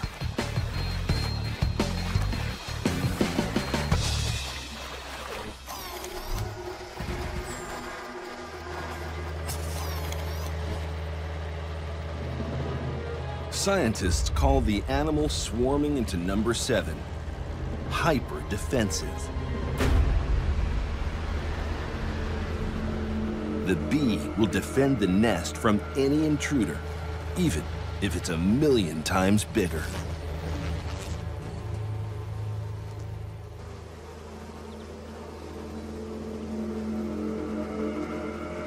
They're descendants of an experiment that crossed African bees with honeybees to make the world's most infamous swarm.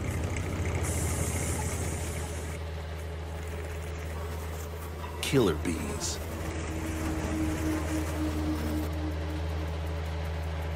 When threatened, guards release a pheromone from their sting. A chemical warning that puts the swarm on high alert. Killer bees store far more alarm pheromone than their European cousins, and send 3 times as many warriors to defend the hive.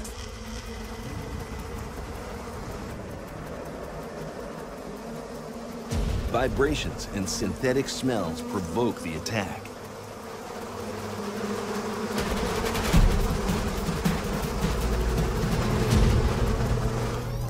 It's an army of suicide bombers, 50,000 strong.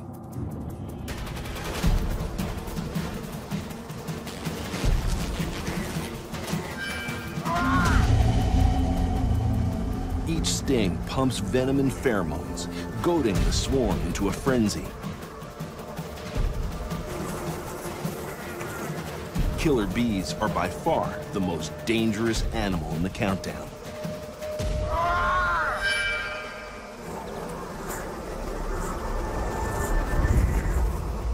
The swarm will chase you for a quarter of a mile.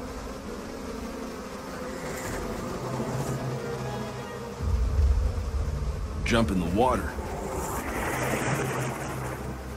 and they'll wait for you to surface. Killer bees make the ultimate sacrifice for queen and colony.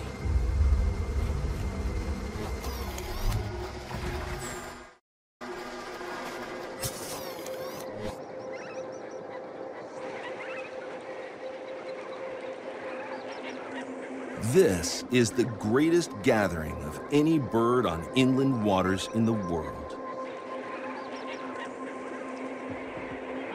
Flamingos.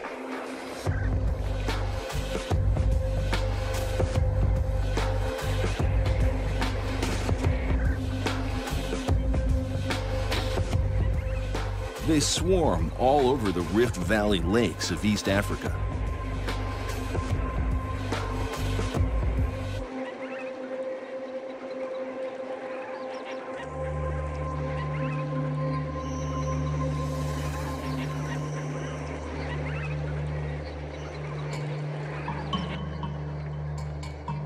The flamingo is number 6 in the countdown because a single flock contains 500,000 birds.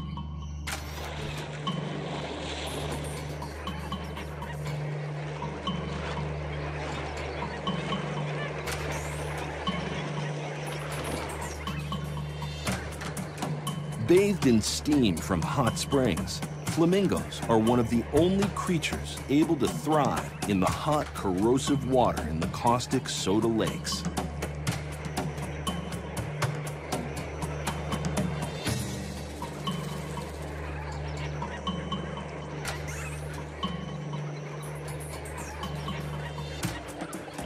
But there's a problem. The swarm is a huge pink target for hungry predators. There are no big fish in these lakes, but there are fish eagles.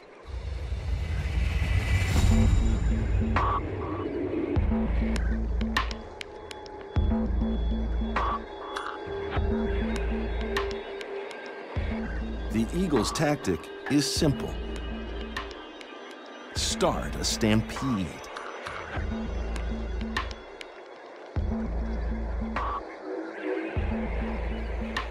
In the chaos, the eagle drops on the back of a defenseless bird.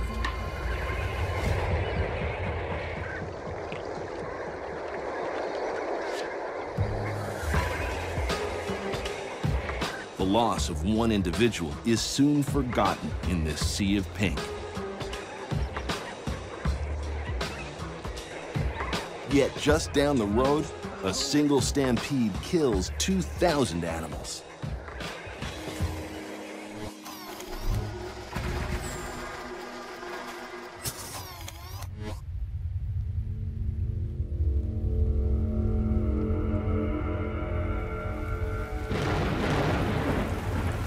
In Kenya's Masai Mara, the late summer rains have arrived at last. The river is low. The hunters are hungry.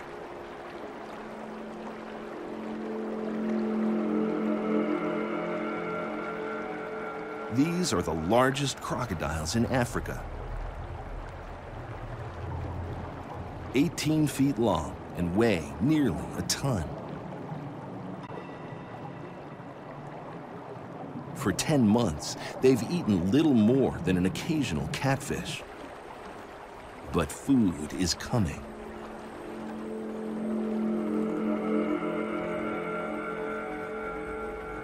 Other hunters are hungry.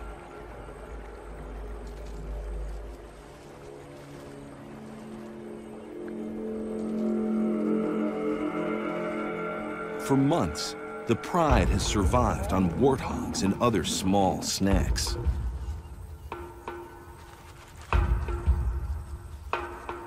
But all that's about to change.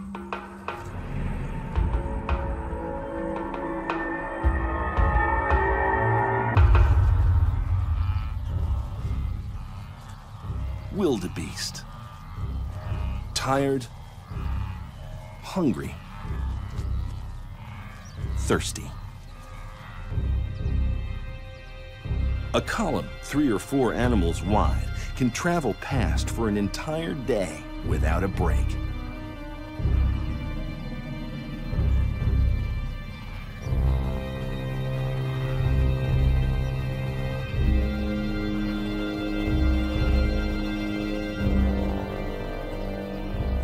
Wildebeest charge into number 5 because they make the largest migration of land mammals on the planet.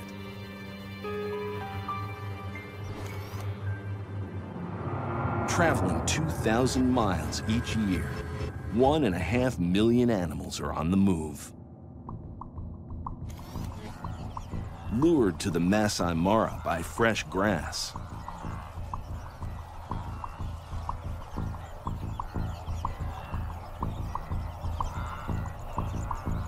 their massive numbers are their greatest strength and biggest weakness.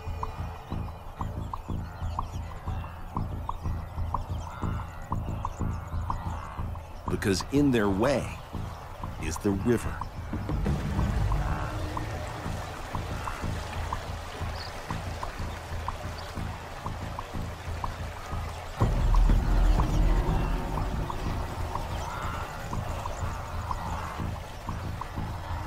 Sensing the vibrations of 1 million footsteps, the crocodiles prepare their ambush.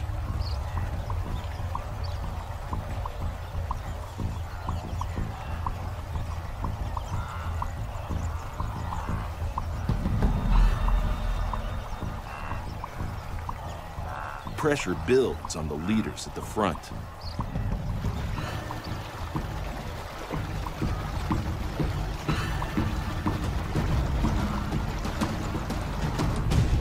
Soon, panic is their main enemy, not the crocodiles.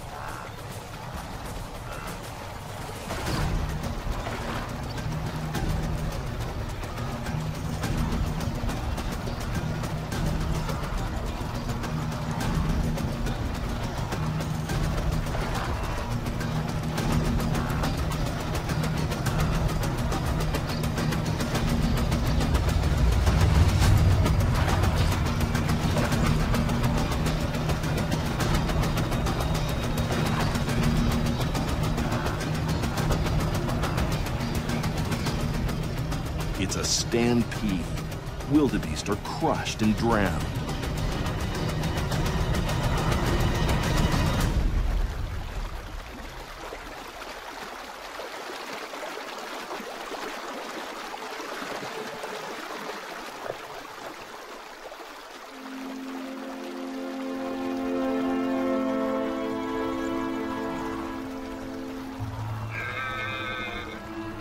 "2,000 die in a single crossing."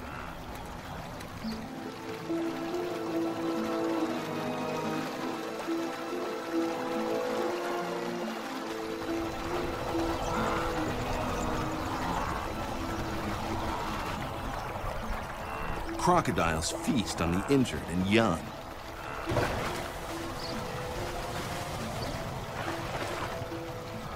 Those that escape the river are far from safe.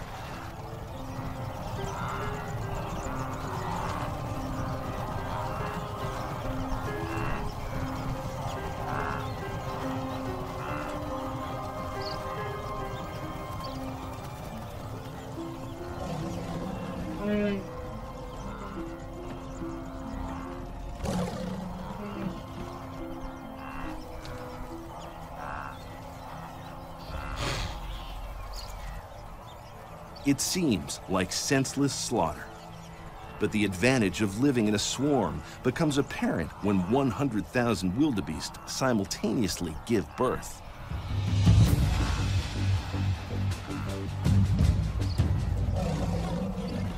Predators can't eat them all.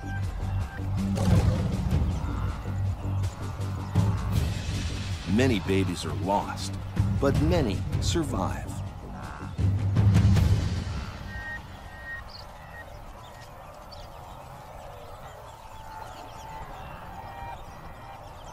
The migration moves on. The predators remain, waiting for the swarm to return next year.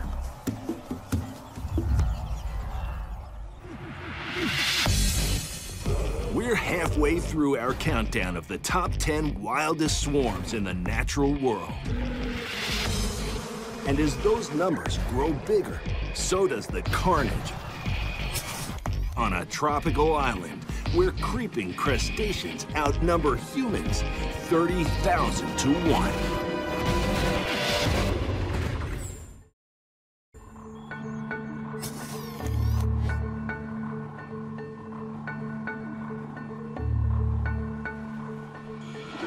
On the islands of Palau, tiny landlocked lakes are home to the animal floating into number 4.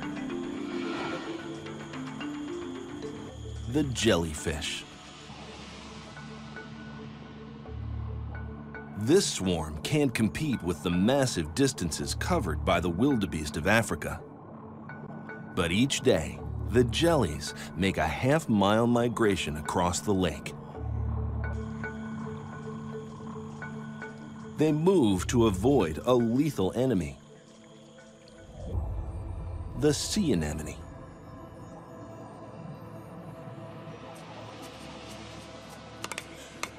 A jellyfish snared by the stinging tentacles is slowly digested by the anemone and helpless to escape other hungry marauders.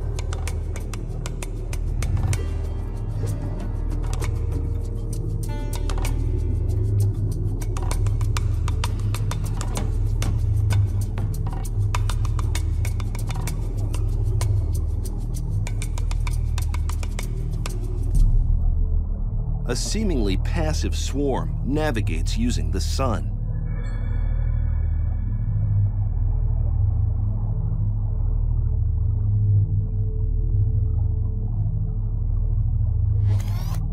Swimming east in the morning and west in the afternoon ensures the jellies always encounter a shadow before the actual side of the lake. Stay out of the shadows, and you stay away from the anemones. The jellyfish of Palau are number 4 in the countdown because a single swarm contains up to 24 million jellies.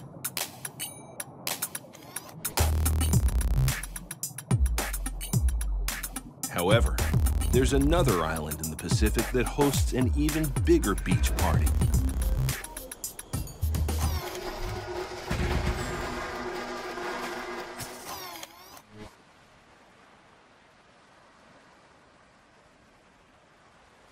Tropical islands are some of the least crowded places on the planet.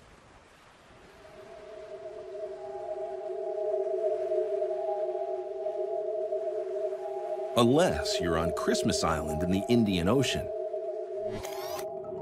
where there are 1,500 humans and 43 million crabs.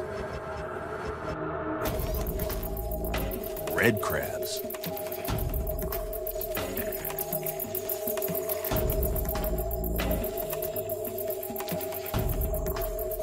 When the wet season blows in, the crabs move out.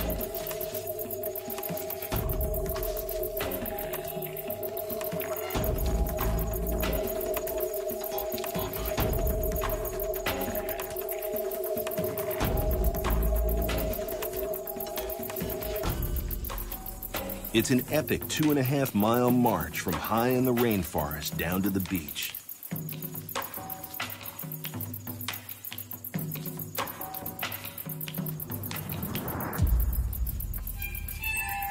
Driven by their biological clock,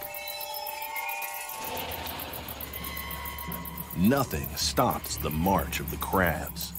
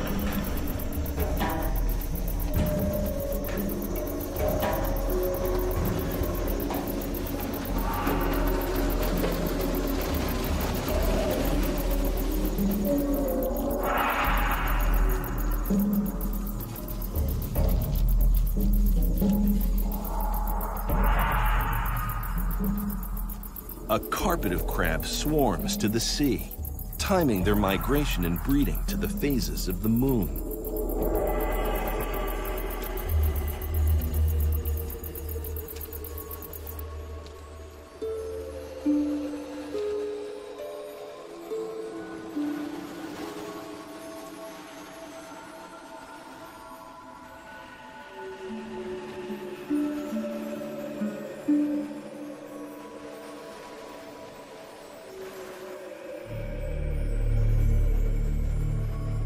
Female red crabs release their eggs precisely at the last quarter of the moon.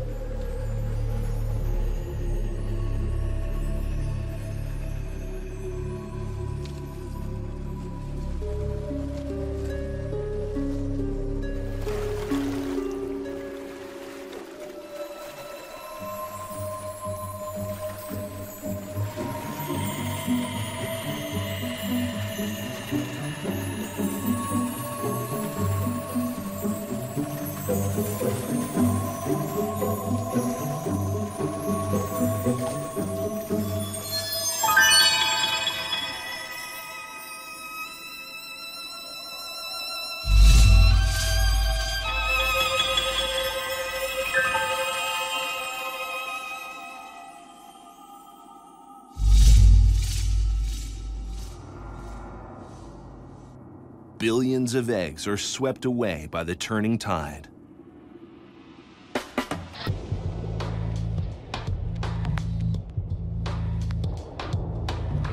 One month later, baby crabs come home.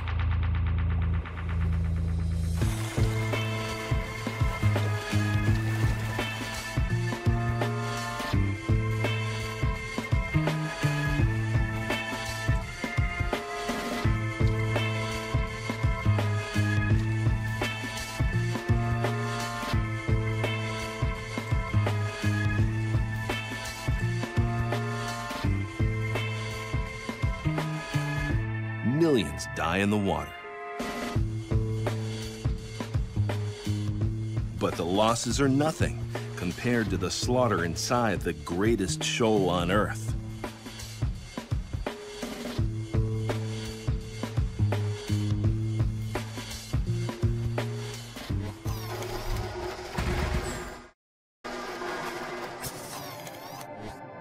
A small fish in a big sea can be hard to find. But if danger comes calling, there's nowhere to hide.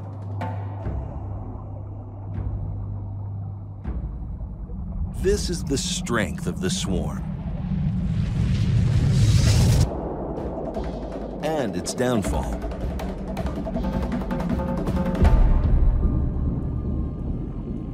The penultimate animal in the countdown seek safety in numbers.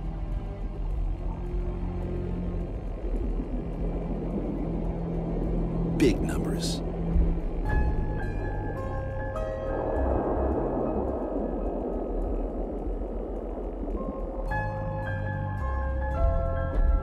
These are sardines. Hundreds of millions of sardines. In winter, off the coast of South Africa, massive schools of fish follow a cold current north.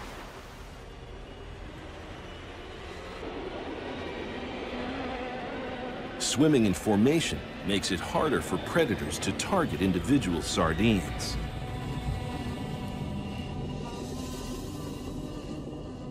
There's just one small problem.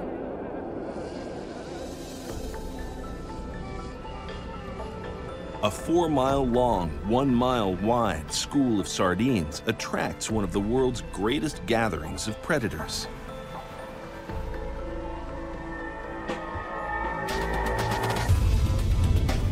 Sharks, dolphins, seals, and seabirds. Put them together and it's underwater Armageddon.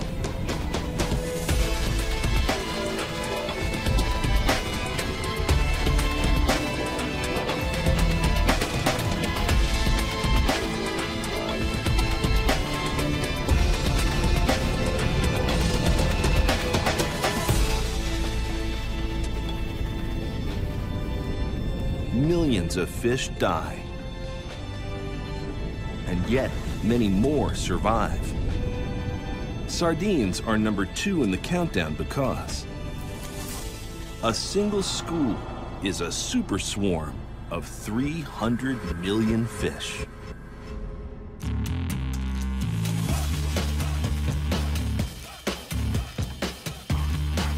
But not even the greatest shoal on Earth can compete with the destructive power of a truly awesome army.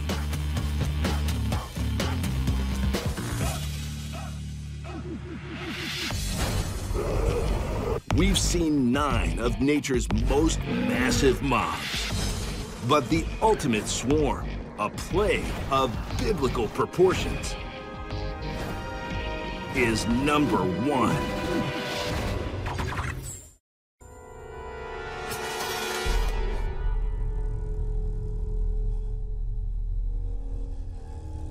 According to the Bible, there once was a swarm that covered the face of the earth, so the land was darkened, and there remained not any green thing. It was a plague. A plague of locusts.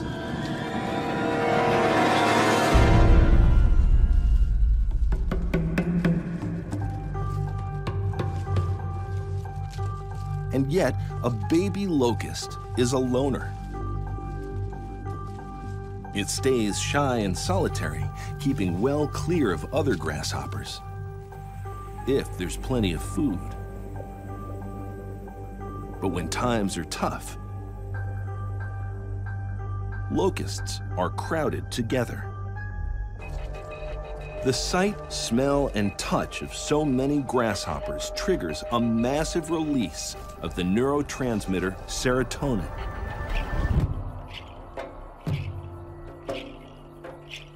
In just 2 hours, the locust undergoes one of nature's most radical transformations. Hopped up on serotonin, the grasshoppers go biblical.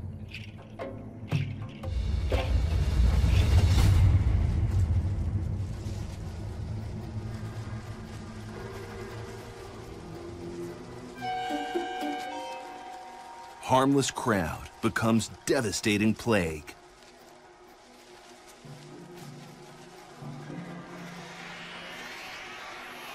The swarm is born of desperation, driven by hunger.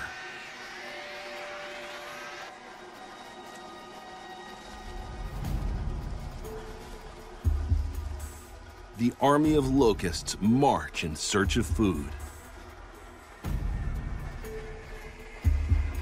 Just one swarm covered 460 square miles. Big enough to envelop the entire city of Los Angeles.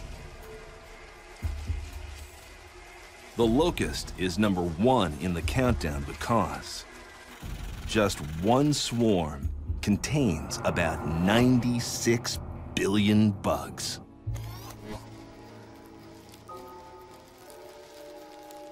Each locust can eat its own body weight of food every day. So 96 billion bugs daily devour 200,000 tons of vegetation.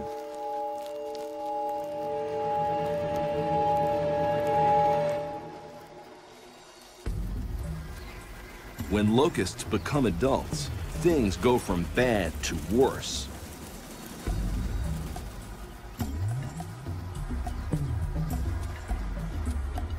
They grow wings.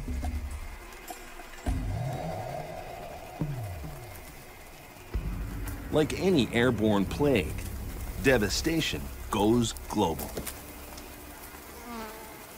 Capable of traveling 300 miles in a single night, locusts regularly cross the Red Sea, a distance of more than 180 miles. In a bad plague, locusts spread over 11 million square miles,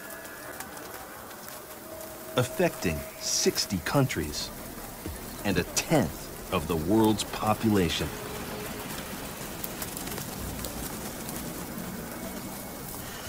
Some swarms never die.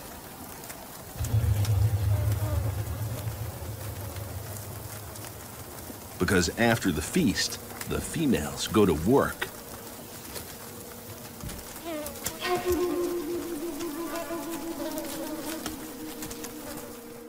Laying the foundation for the next generation of the swarm.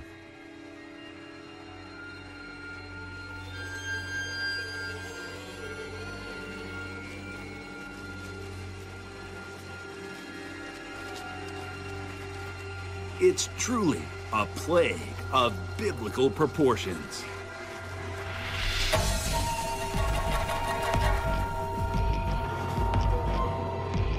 Which is why the locust is #1.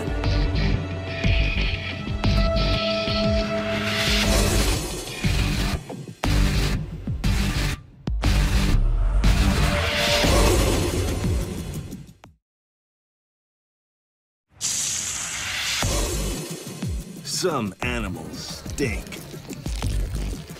It could be their food, their feet, or how they fight. From hyena butter to hydrogen cyanide, we're counting down the ultimate top 10 smelliest animals in the natural world.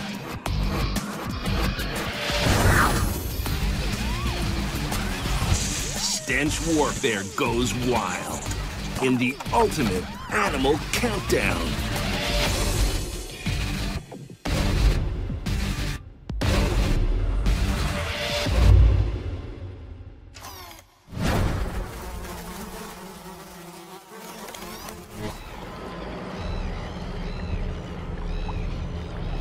This is the biggest, smelliest thing in nature.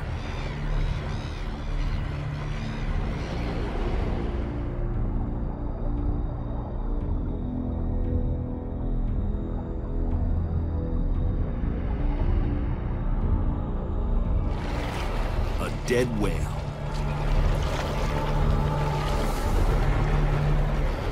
All animals stink when they die. We're searching for living animals that let rip with the world's wildest whiffs.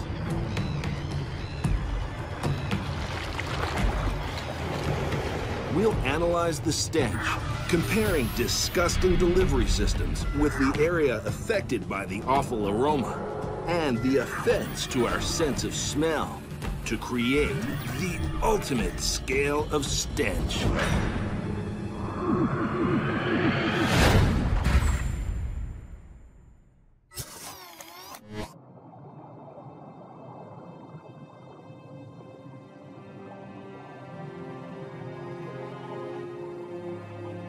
Swimming into number 10 is the sperm whale.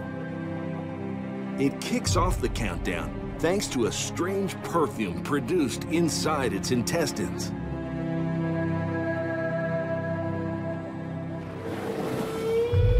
The sperm whale is the world's largest carnivore. It eats 1,000 pounds of food every day.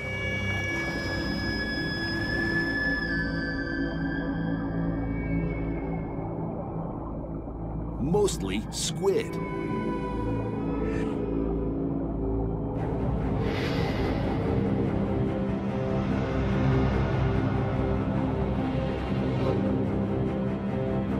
Some squid fight back,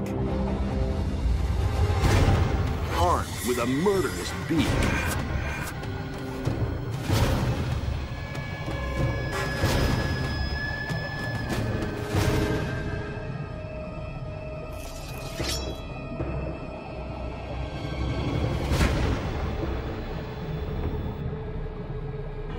But strange things happen inside the whale. The sharp beak scrapes the intestines. So the whale surrounds it in a lump of waxy goo, which passes out of the whale onto the beach.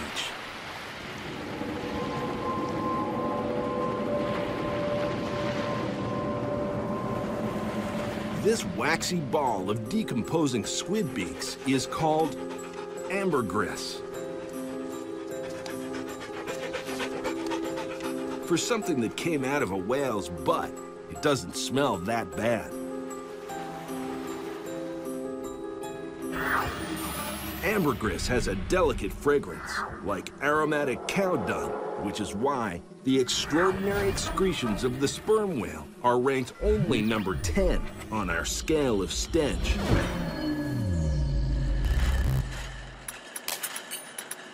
Ambergris is found in some of the world's most expensive fragrances. A tiny amount enhances other odors.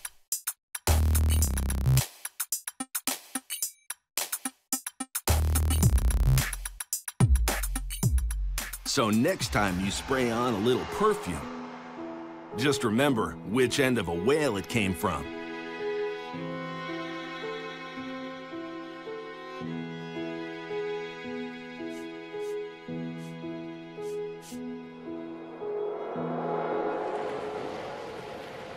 Unfortunately, ambergris is not the only smelly substance found inside a whale.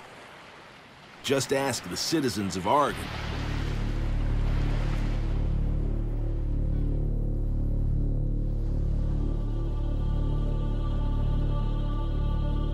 A 45-foot, 8-ton whale washed up on a popular beach.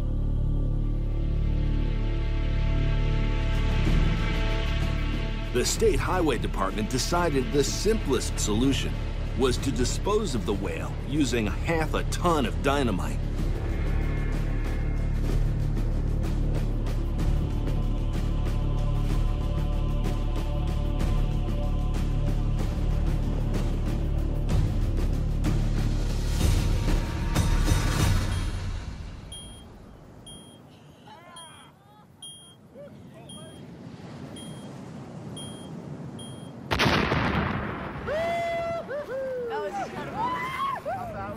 First, spectators were drenched in a spray of decomposing whale juice. Then came the blubber.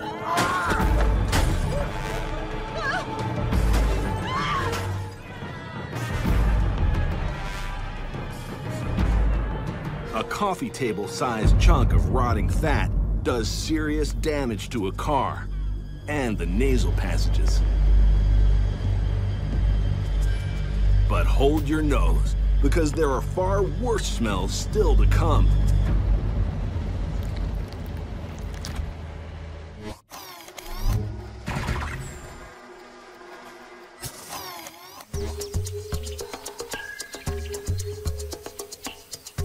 High in the forests of the Amazon is an animal that's more famous for its speed than its stench.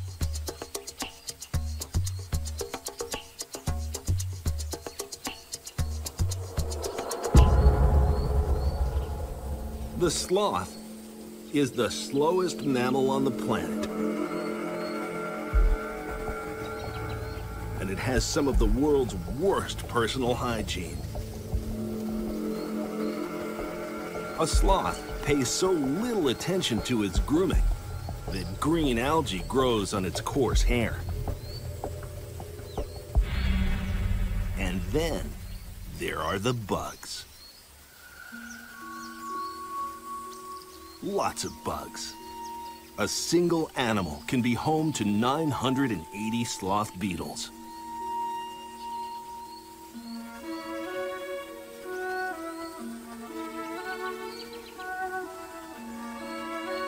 And more than 120 moths. 3 different species of mites live happily inside a sloth's rectum. This is a dirty beast, and it smells. The sloth is number 9 in the countdown because, not surprisingly, it stinks of moldy jungle. Not that nasty on our odoriferous index, but useful camouflage against predators with sensitive noses. Sloths would smell far worse if they didn't bathe regularly, whether they want to or not.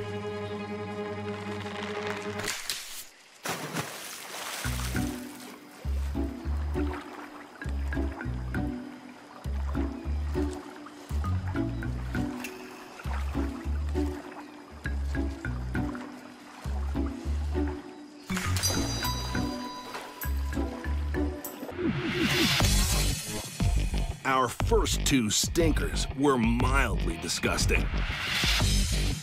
But things get smellier when wimps win a war with perfume.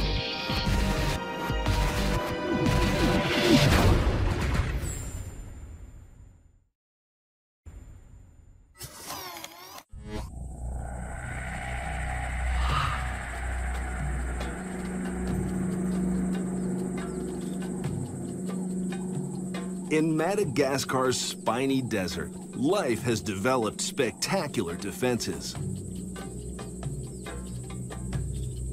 Some plants have spines.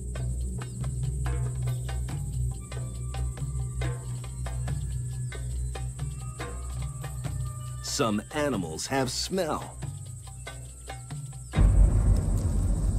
Tiptoeing into number 8 in the countdown is the ring-tailed lemur.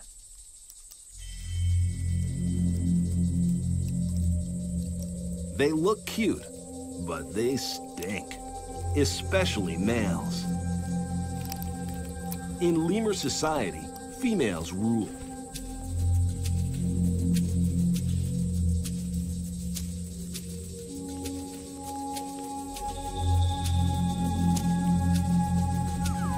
They live in troops of around 20 individuals. Males are at the bottom of the pecking order.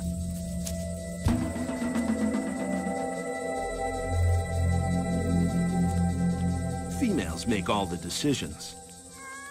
Only in the breeding season do males go from wimps to warriors.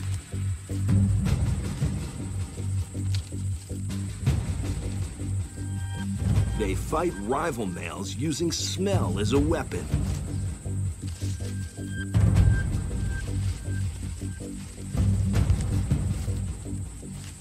They have scent glands on their wrist.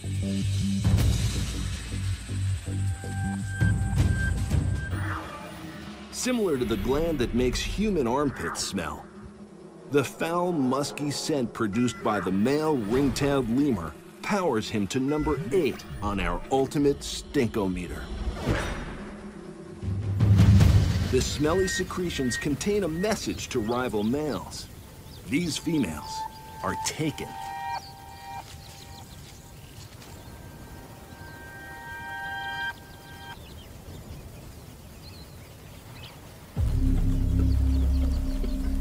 Males spend hours combing the musk from their wrist glands into their tails.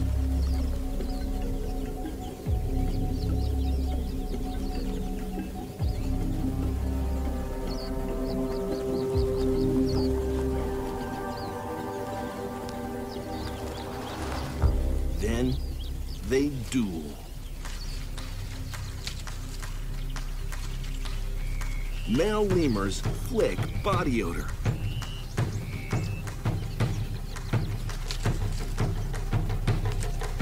Fights can last up to an hour.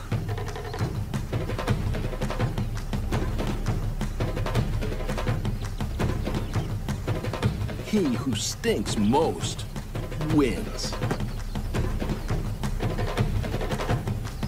If only the males coming up in the countdown were as sensitive.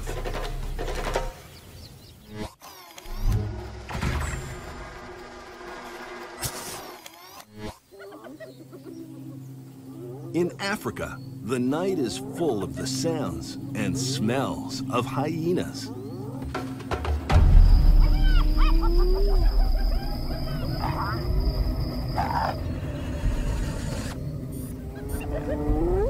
They live as a clan. Up to 90 hyenas defend a territory that can extend over 350 square miles. And they rely on smell to find their way. Hyenas are number 7 in the countdown because pouches near their anus produce a stinking paste known as hyena butter. They spread the butter everywhere. Hyenas use the smell as a social networking site, updating the clan about who's who in the hood. The smelly network is a huge advantage when they take on the king of the jungle.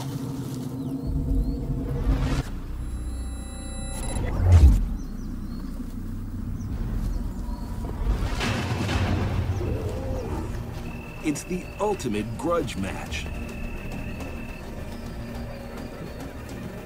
Lions have the might. Hyenas have the numbers.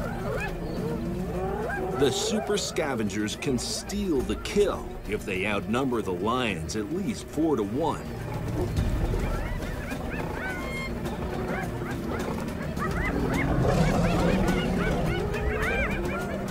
The arrival of the male tips the balance.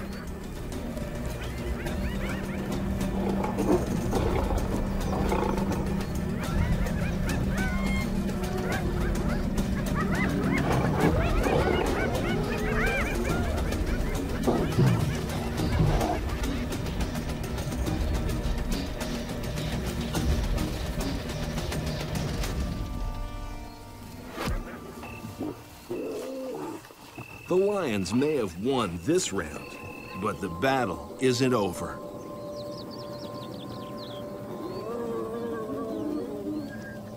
Reinforcements are coming.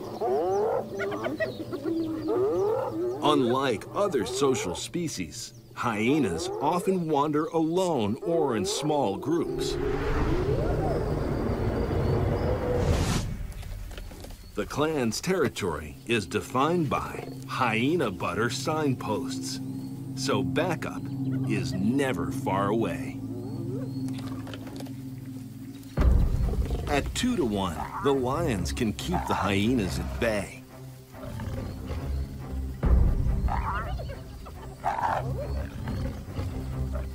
But they can't keep them quiet.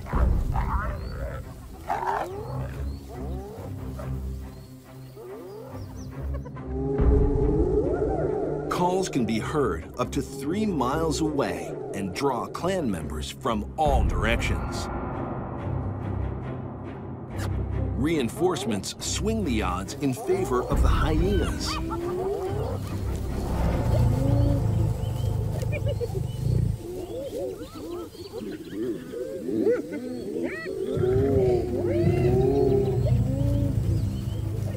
At 4 to 1, the hyenas make their move.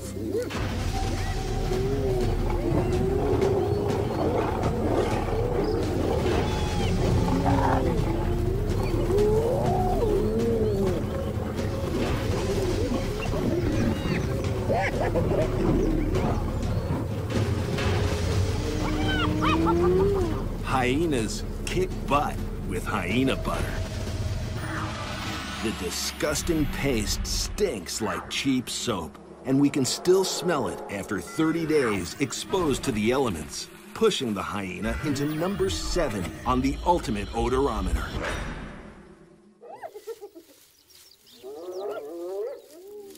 In 1 year, a clan deposits 145,000 smears of hyena butter.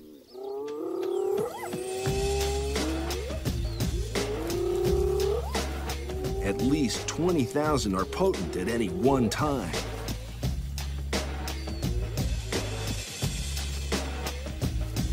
But even their smelly spread can't compete with seabird spew.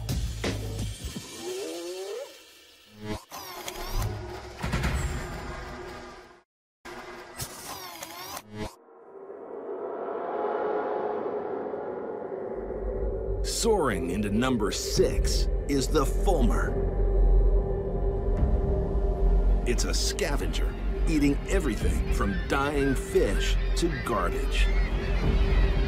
Sailors call them stinkers.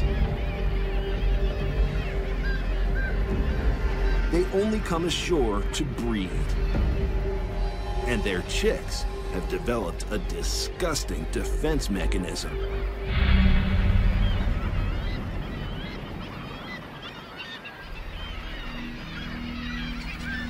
Wise climbers know to keep well clear of a colony of stinkers.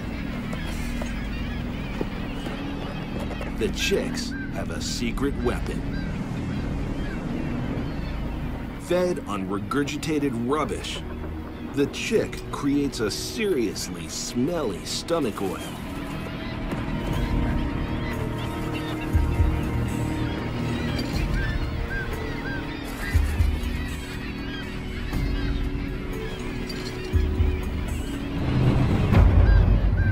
Chick thinks it's in danger, it hurls chunks.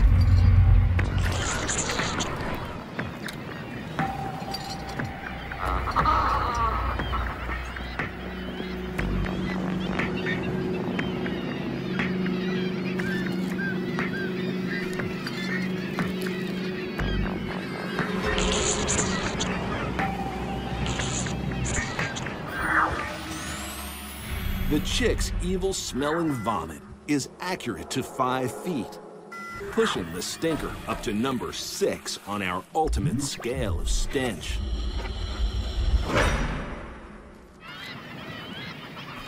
On a climber, the putrid puke smells disgusting, but it could kill a predator. Stinker spew removes the waterproofing from feathers and fur, which in the frozen north means hypothermia and death. It's a ghastly way to go.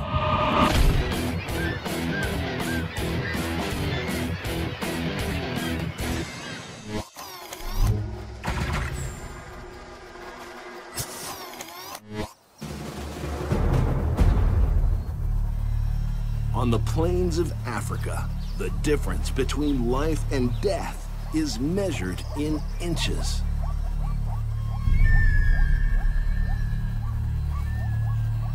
A lion must get close to kill.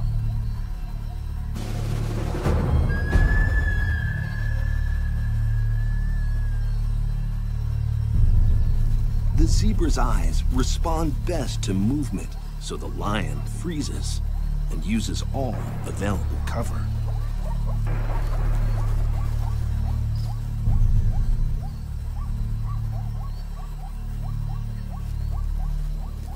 But the lion can't hide her smell.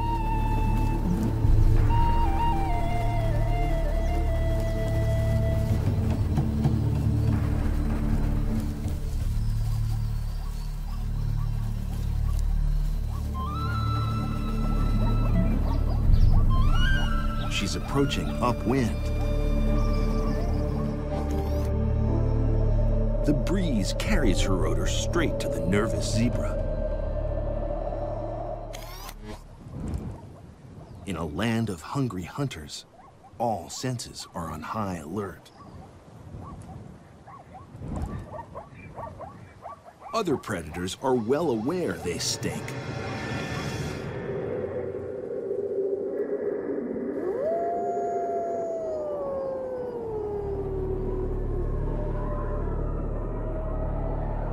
wolves are stealthy hunters.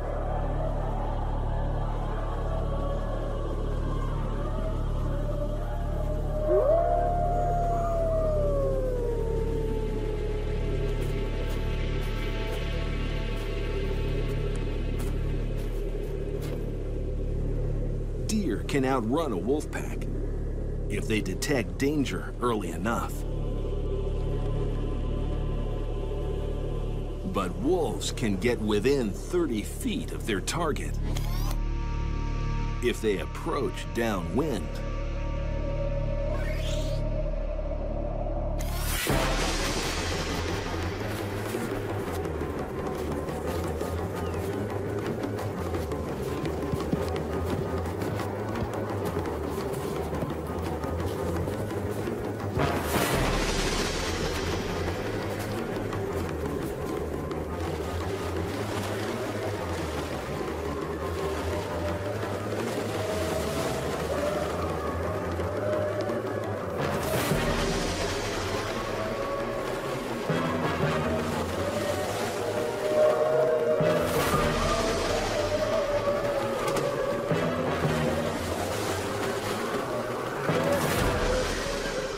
Wolves can often make the kill if they successfully screen their scent. Lions pay no attention to wind direction because their stench is everywhere.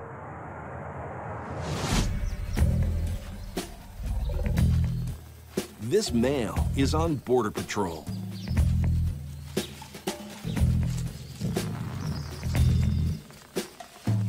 He's marking his pride's territory.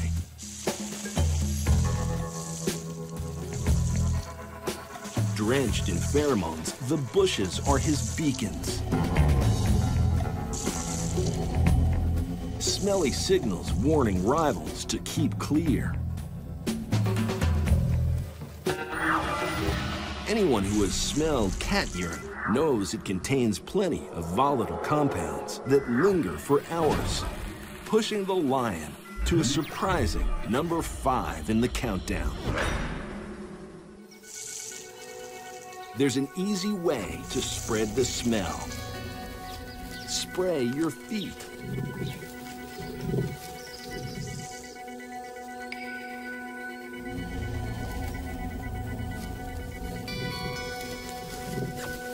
Each male leaves thousands of smelly footprints every day.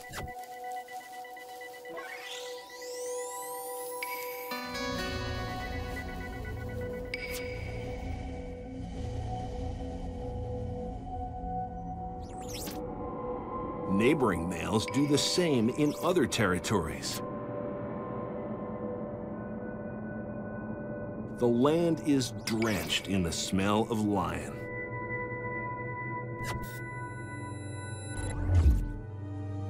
Which poses problems for zebras.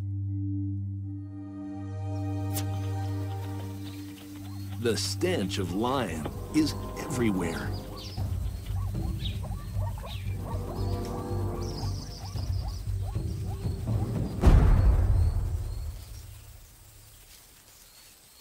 It doesn't matter if the lion approaches upwind or downwind.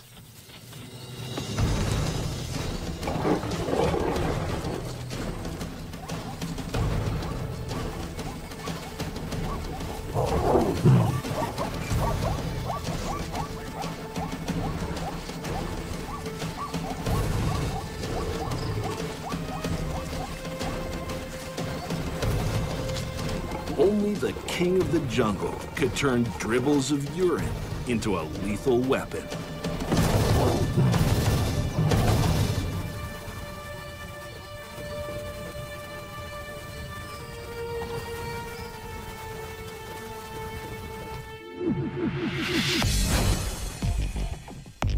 We're halfway through the ultimate countdown of nature's smelliest animals.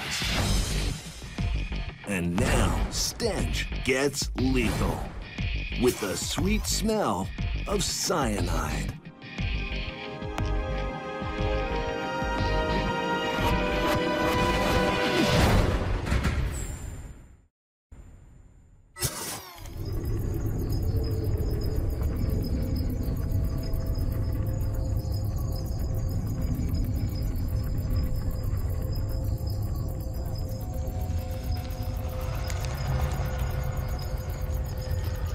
This is a millipede. Most people think it's a harmless vegetarian. But if threatened, it creates something to deter even the hungriest hunter. Paired glands along the length of their body ooze all kinds of noxious substances. One species secretes hydrogen cyanide, the chemical used in gas chambers.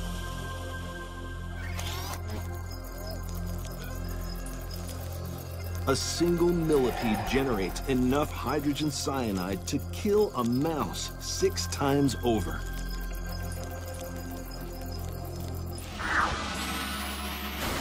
The gas released by 100 millipedes could kill a human, a lethal stink that pushes the millipede to number 4 in the countdown.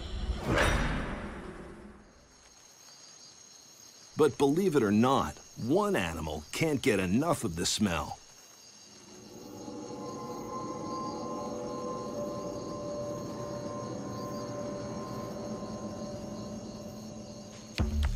The black lemur. This primate is primarily vegetarian, but he loves chewing on millipedes, just enough to release their noxious chemicals, which the lemur smears all over his body.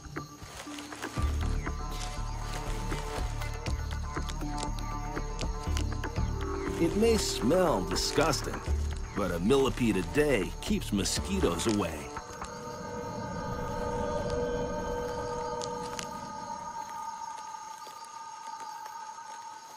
But the millipede may be more than just an insect repellent.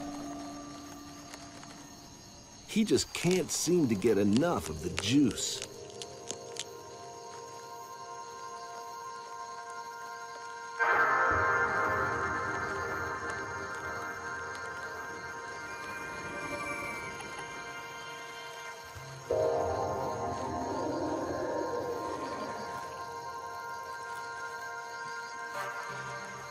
It seems that humans are not the only ones experimenting with intoxicating substances.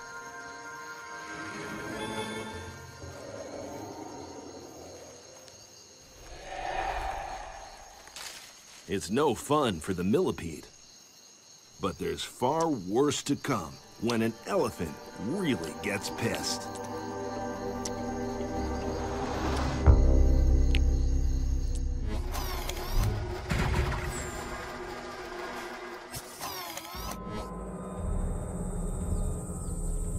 Swinging into number 3 is a hot-blooded male. He's in peak physical condition.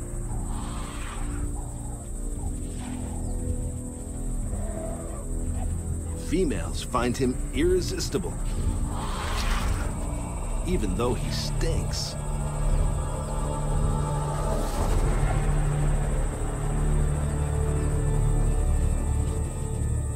Mainly because he has green urine streaming down his legs.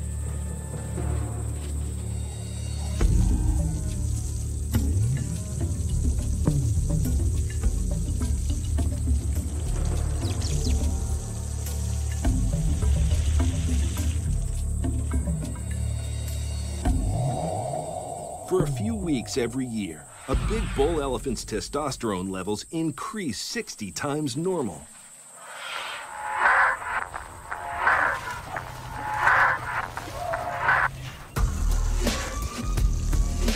During this time, he dribbles 80 gallons of urine. That's more than 20 buckets a day.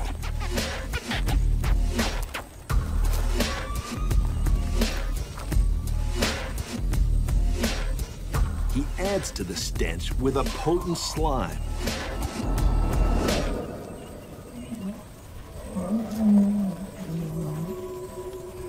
The mucus oozing down his face is a cocktail of chemicals excreted from glands on his cheeks, swollen to the size of basketballs.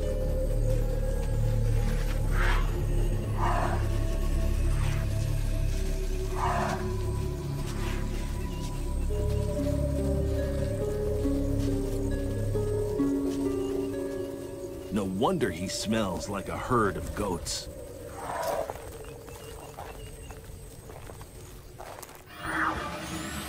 The stench of a bull elephant's disgusting dribblings are so potent they can be picked up half a mile away, pushing him to number 3 on the ultimate index of awful odors.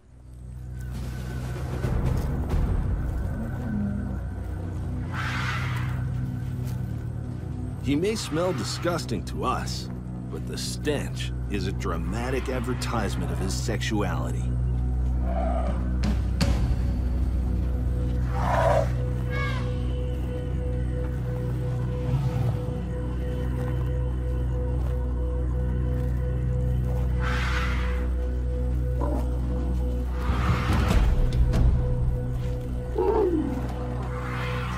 Other males use the smell to judge how strong he is before picking a fight.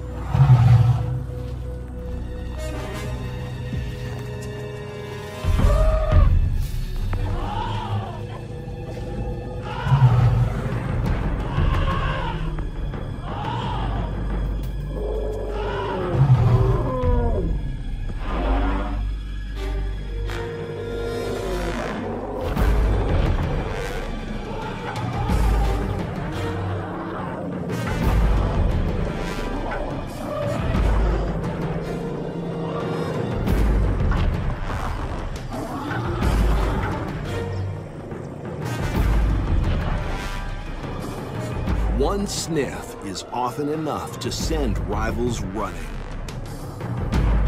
But the land's largest mammal doesn't make the world's biggest stink.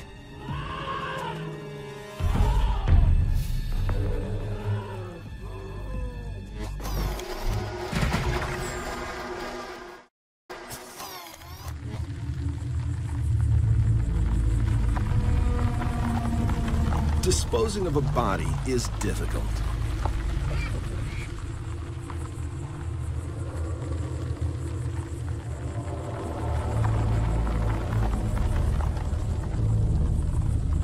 But this stinking animal is a criminal's best friend.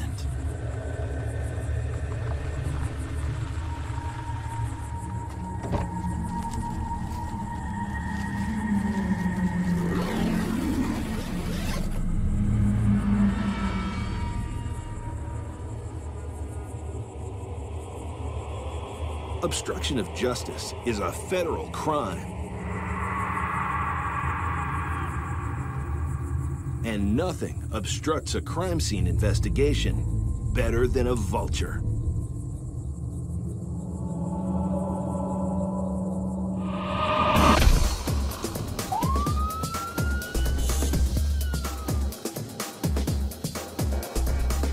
Forensic detectives rely on an unusual ally.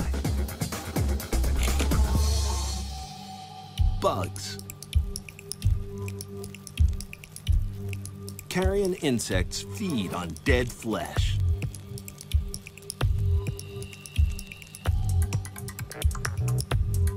Identifying successive waves of insects helps determine time of death.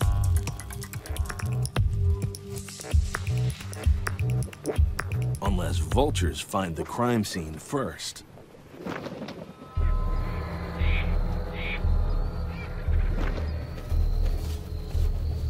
Nature's undertakers work fast. Vultures can reduce a human corpse to bare bones in just 5 hours, completely destroying the forensic investigator's timeline of decay. In the process, they get seriously smelly.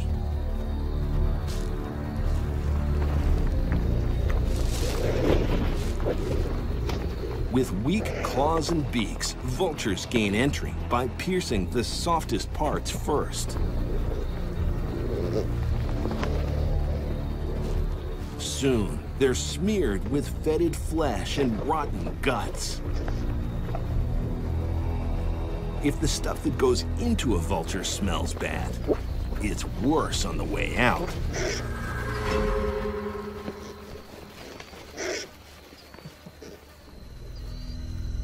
If threatened, they vomit. Jettisoning their load makes for an easier takeoff.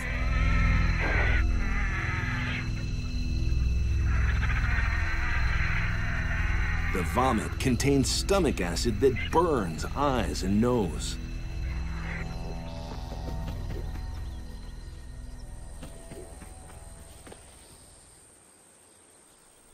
But there's one more component in the vulture's putrid perfume.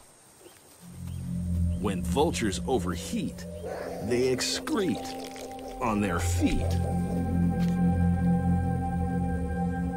Like extremely smelly sweat, evaporation cools down the birds and stinks up the roost. Vulture droppings kill trees, coating branches with toxic uric acid. Put all these awful odors together, and you have the eye-watering combination of sewage and ammonia, driving the vulture to number 2 on our ultimate odorometer.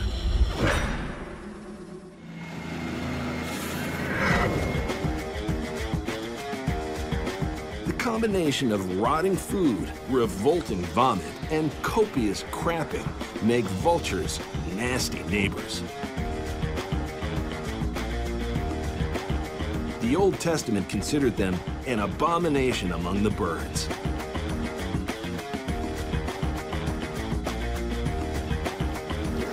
But even these sickening scavengers can't produce the ultimate stench in the countdown.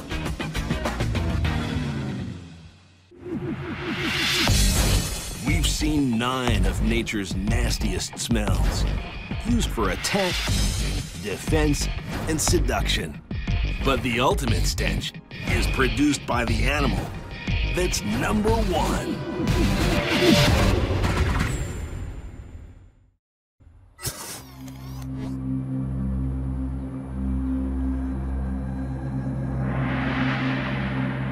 In America, the most skillful large carnivore is the mountain lion.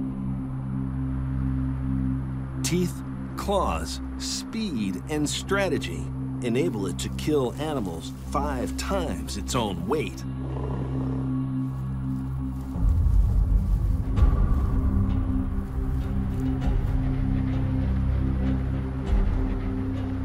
But this apex predator is no match for the animal armed with the ultimate smell.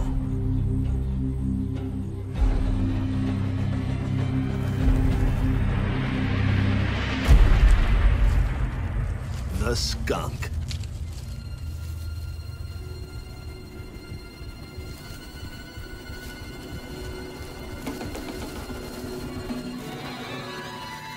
With the ultimate weapon as a backup in its butt, a skunk fights back. It screams. It stomps.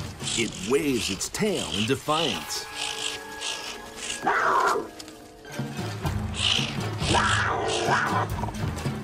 And without firing a shot, the battle is over. The skunk is number 1 in the countdown because it doesn't just smell disgusting. Skunk spray hurts. The skunk's chemical weapon contains sulfur-laden thiol molecules, the same chemicals in raw onions that make us cry.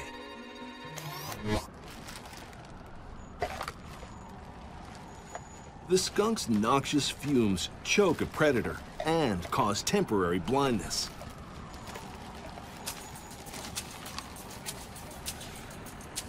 There are reports of dogs dying after being badly sprayed.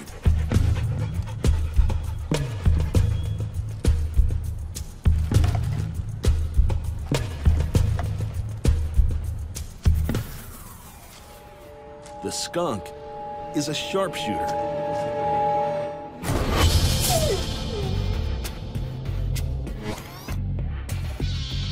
Paired anal glands fill muscular reservoirs with yellow oil. Fired through 2 nipples, the spray's accurate at over 12 feet. And it can fire up to 6 rounds in quick succession.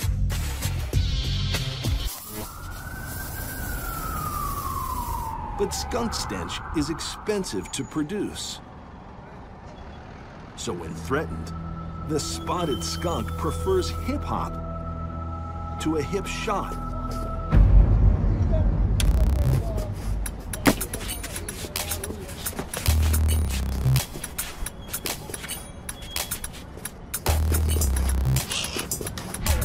Keep busting. It's a dance of defiance. Exaggerating its size and flashing its warning colors. Foot stomping drives home the threat.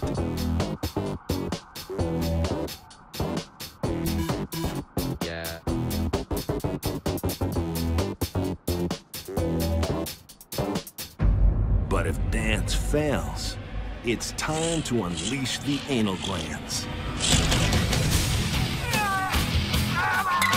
The noxious stench is the ultimate chemical deterrent.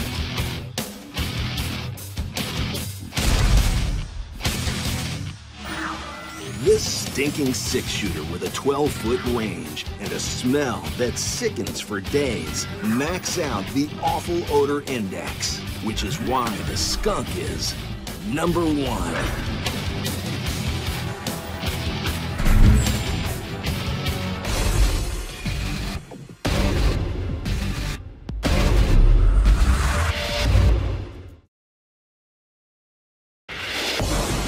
Males fight. Tooth and claw. Neck and neck. They fight for food, for territory, for sex. We're going head to head with the ultimate top 10 warriors in the natural world to discover how long they can last on the battlefield. All's fair in love and war in the ultimate animal countdown.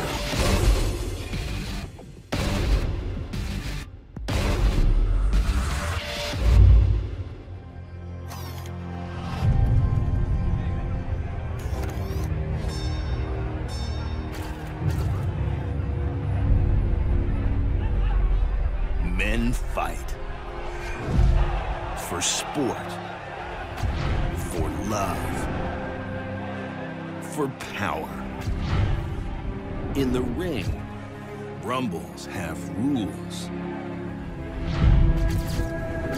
and a time limit.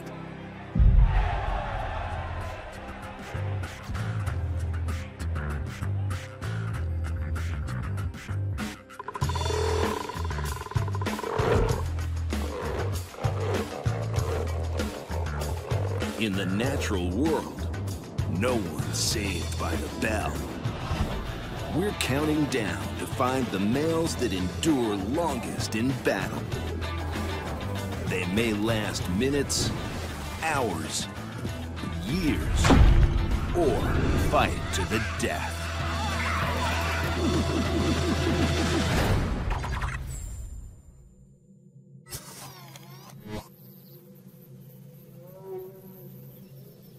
The battle begins in the jungles of Asia.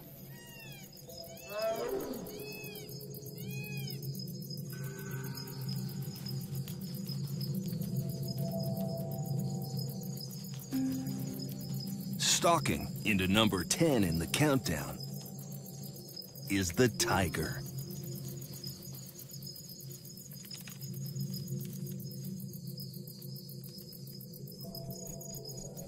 Solitary hunters, fiercely independent.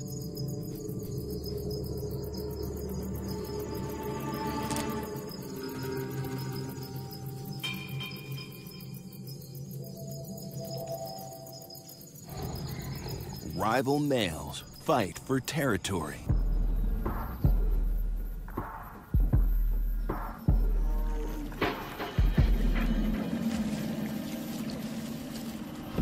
Battles The tiger, the world's biggest cat, is armed with lethal weapons. 4-inch claws pierce and hold. 3-inch canines, the longest of any cat, stab and crush the neck. It's the ultimate clash of the killers.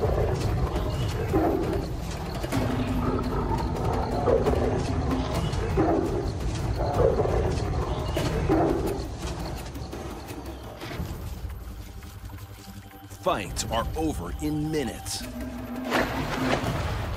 which is why the tiger is only number 10 in the countdown.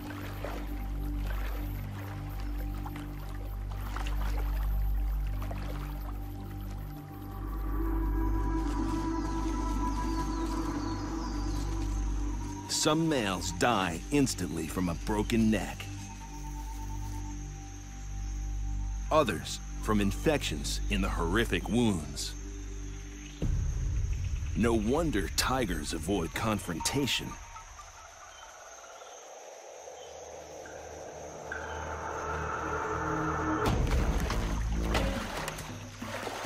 Lacking the tiger's lethal weapons, other animals take far longer to settle their differences.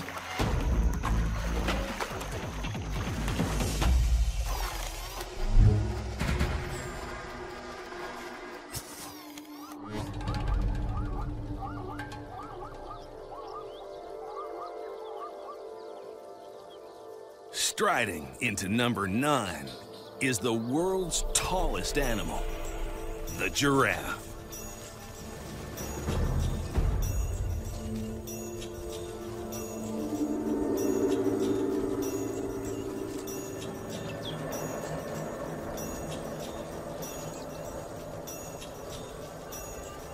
It doesn't look like a fighter. But lions beware.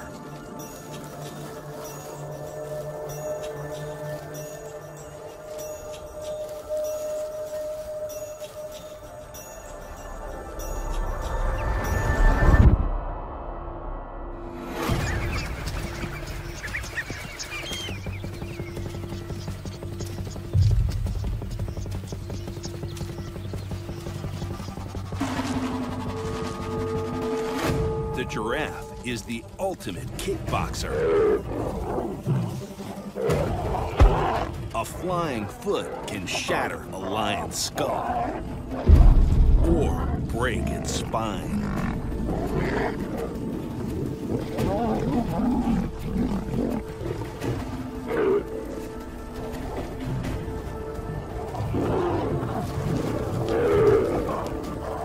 The giraffe's size, speed, and lethal hooves mean it has few enemies. But in the breeding season, a male's life is far from peaceful.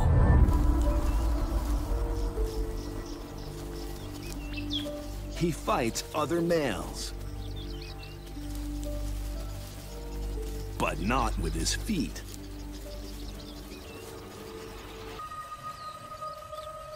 Males have longer necks than females, and thicker skulls.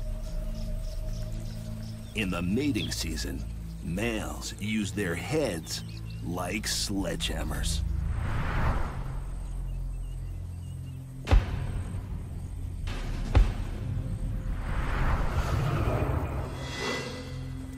The blows can break bones, splintering vertebrae that pierce the spinal cord.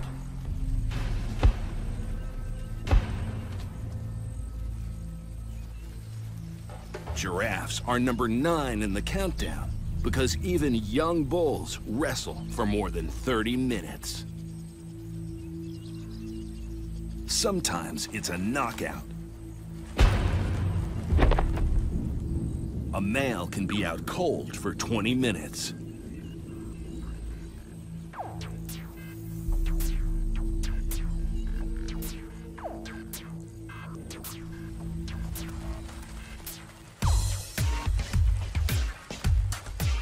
Fortunately, giraffes fight fair. They seldom kick a male when he's down. Our first two combatants fight fast and furious. But it takes longer to win when animals spit in the face of death.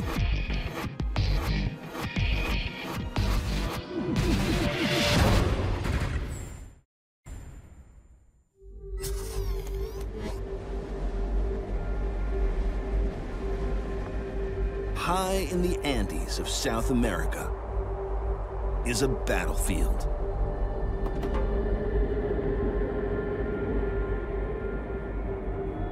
The air is thin and cold.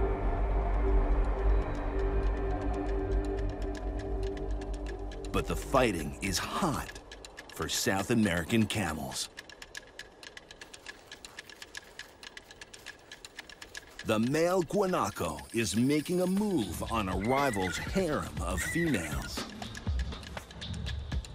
He yells abuse and makes rude gestures. Enough is enough.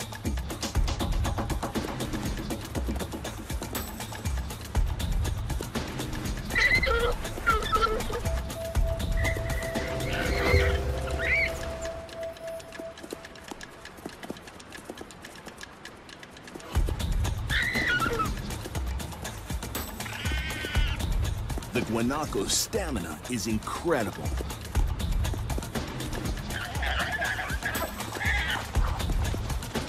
At 15,000 feet, each breath contains only half the oxygen it does at sea level. The exertion would leave most humans on their knees, gasping.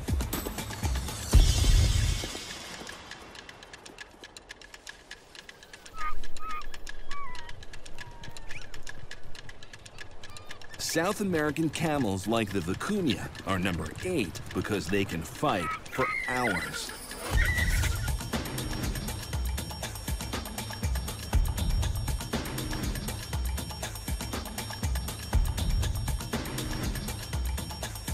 So males have come up with an unusual form of diplomacy.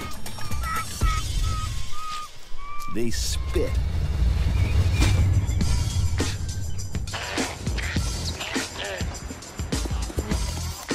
First, it fires a warning shot. If that doesn't work, it spits a mouthful of saliva. And if it's really angry, it coughs up a great green loogie, flying over 6 feet. It's a truly disgusting weapon. But things get messier when more than spit hits the fan.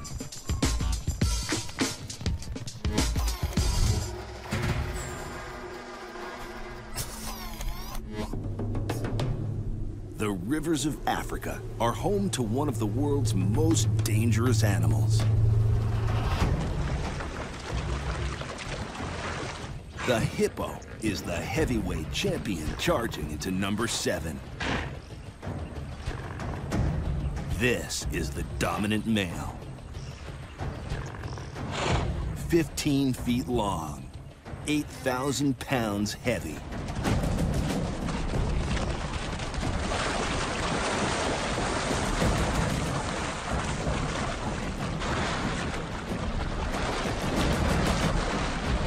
"20 hippos make up his pod.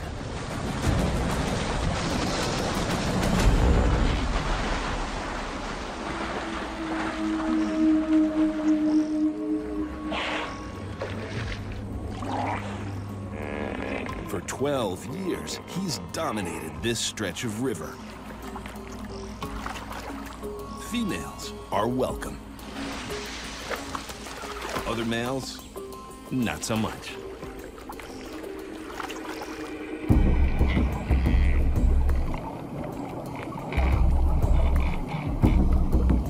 It's mating season, and males fight. To control the herd, the challenger must defeat the old bull.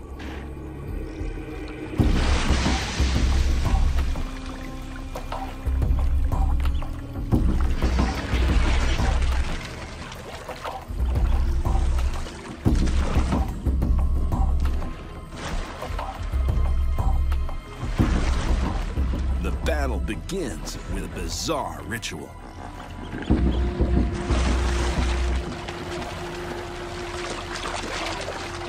Males assert their dominance with dung.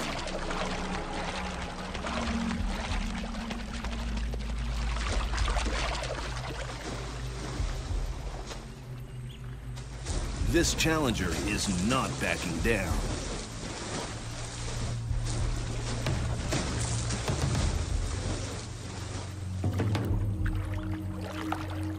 It's time to put his money where his mouth is. Massive jaws can cut crocodiles in half.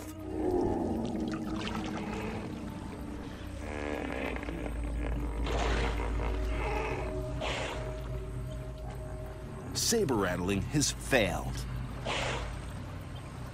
Combat begins.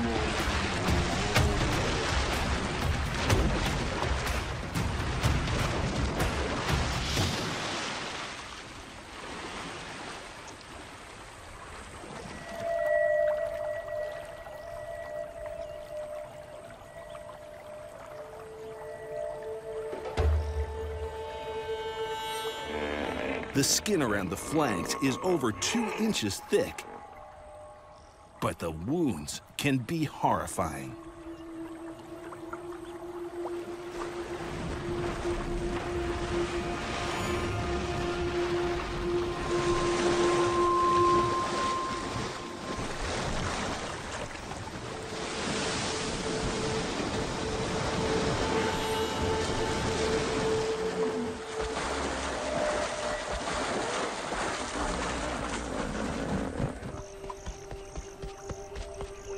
This time, youth beats experience.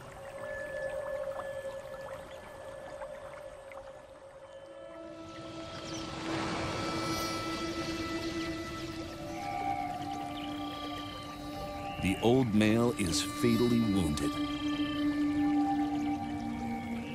He can barely move.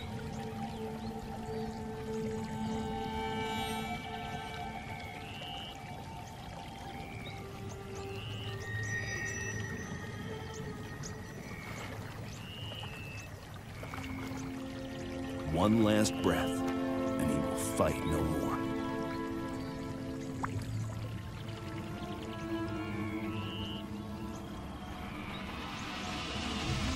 The hippo's bloody death match can last for hours, yet he's only number 7 because there are bigger battles in Africa, lasting weeks, even years.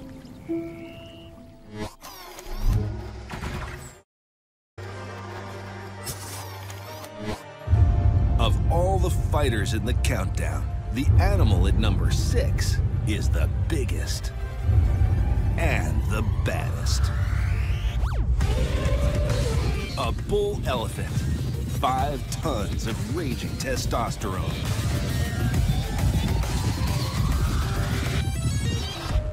But there is one animal capable of controlling his every move. A female elephant. She has one of the narrowest windows in the world in which to meet Mr. Right. She's pregnant for 22 months, then breastfeeds for another 2 years. So she's looking for love for less than a week out of every 4 years.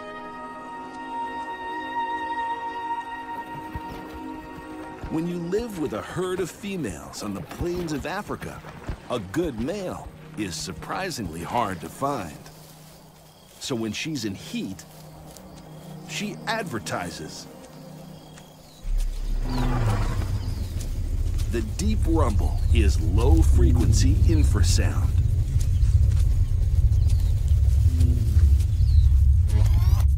The sound waves carry 2 miles across the plains.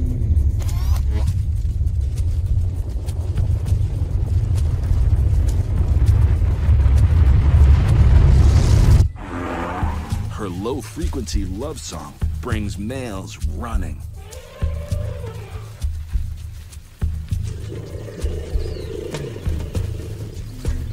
The female wants to mate with the biggest and best.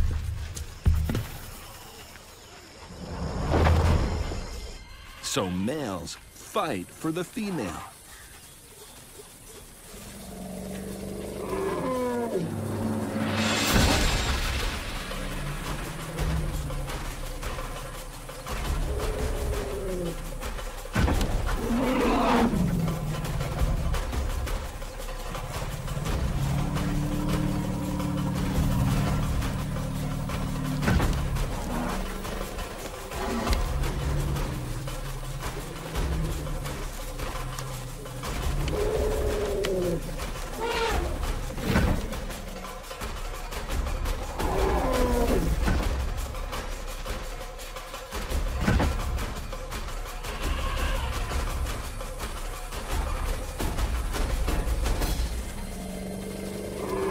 But the winner can't claim his reward.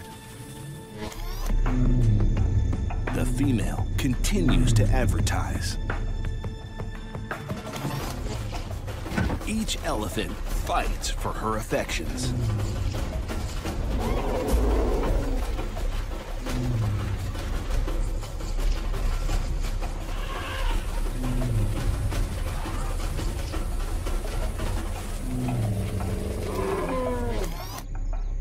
Her come-hither calls attract available males within 100 square miles.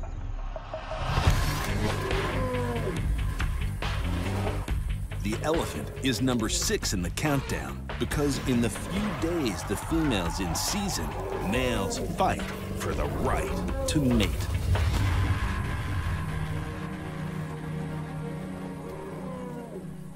When she finally finishes flirting, she's left with the buffest bull in the district and a suitable father for her children.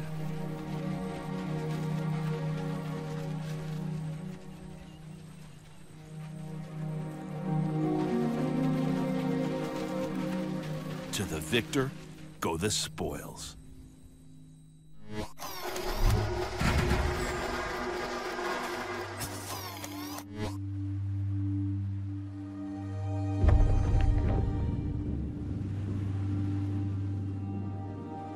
Wallowing into number 5 is 2 tons of blubber.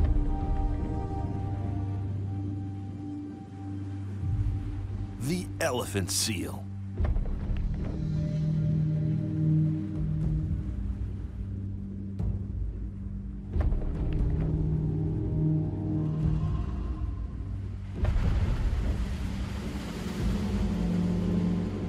This is the Beachmaster.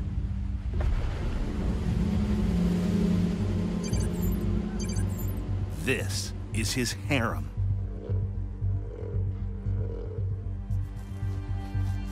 "40 females, jealously guarded.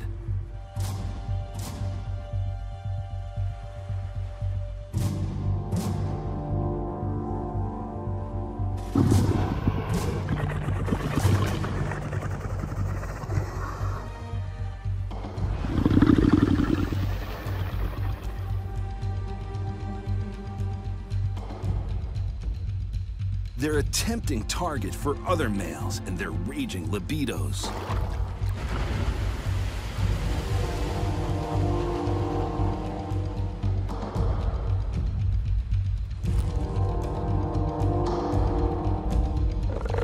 But they won't get near the harem unless they defeat the Beachmaster.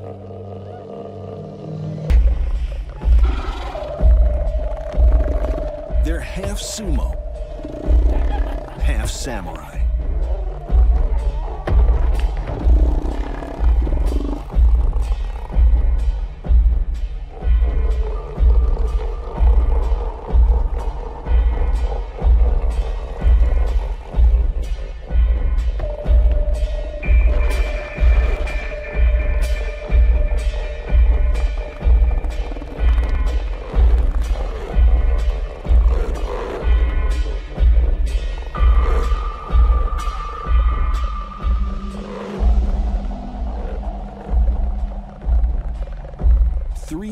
Razor-sharp canines slice deep into calloused chest shields.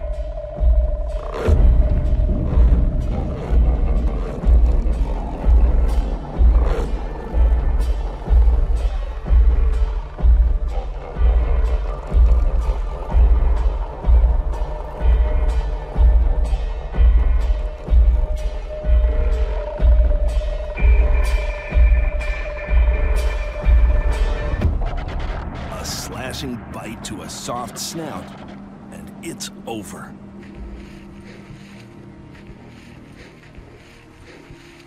Bloodied and beaten, many defeated males never breed.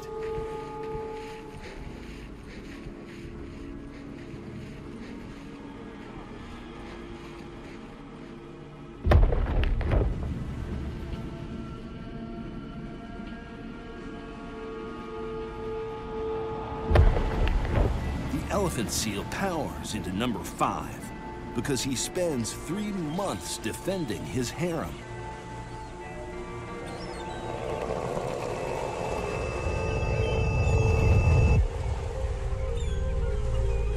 On land, he doesn't eat. He's too busy fornicating or fighting.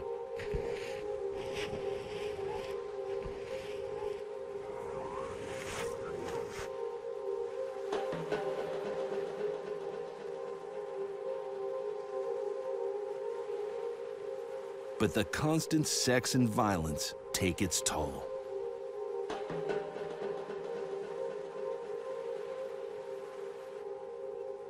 By the end of the breeding season, the Beachmaster is battered, wasted, and withered. But he's not the only animal that goes to extraordinary lengths to get laid. We're halfway through our ultimate countdown of the top 10 fighting males in the natural world. And battles last even longer when boneheads won't back down.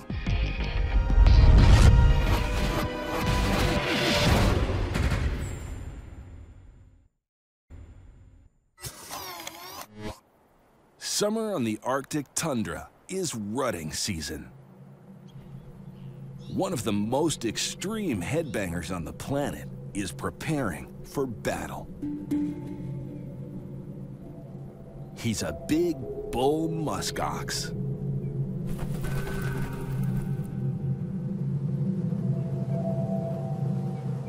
He regularly checks his harem to see if any females are receptive.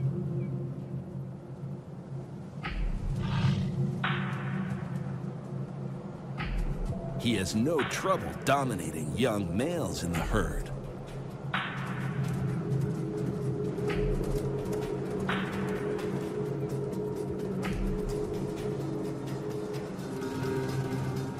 But this bachelor is a real threat.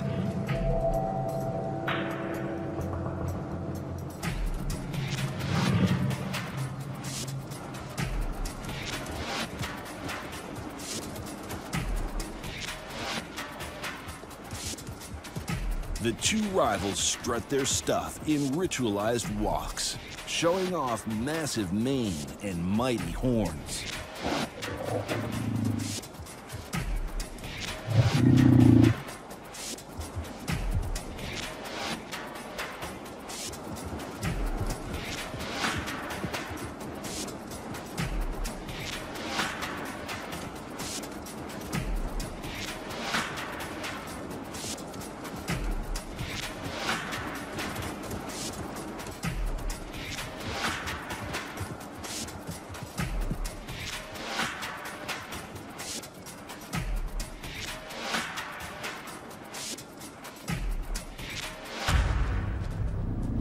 When posturing fails, the battle begins.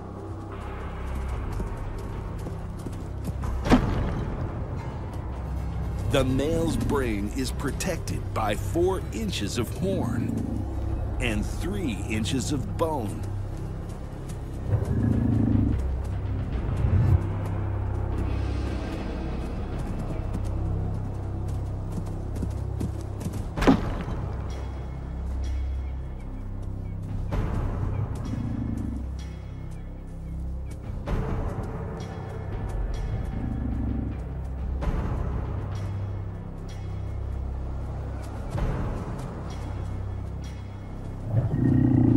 The impact like a car hitting a wall at 25 miles an hour.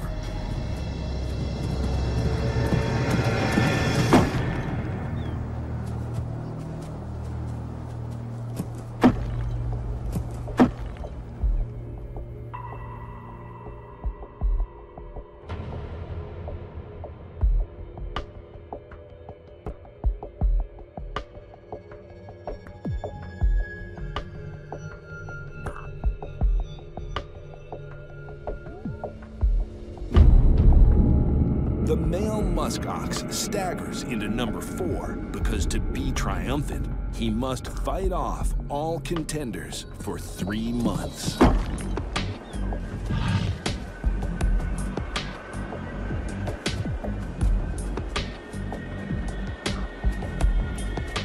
The catastrophic collisions take their toll.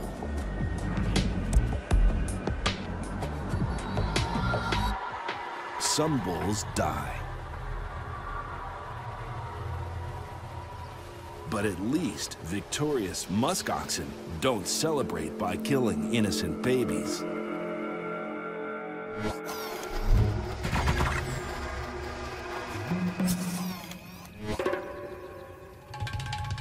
Some warriors have it easy.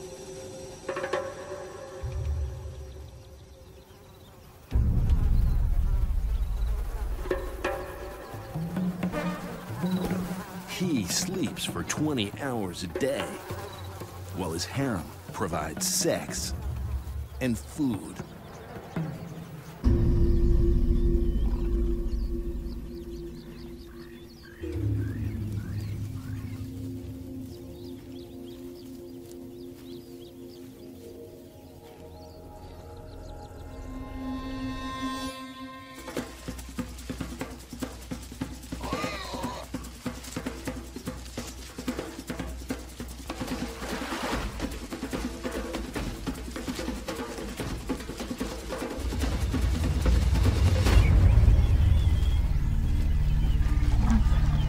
The king of the jungle always eats first. He's the ultimate male chauvinist. But he does look after the kids. That's why the females put up with him. He fights for his family.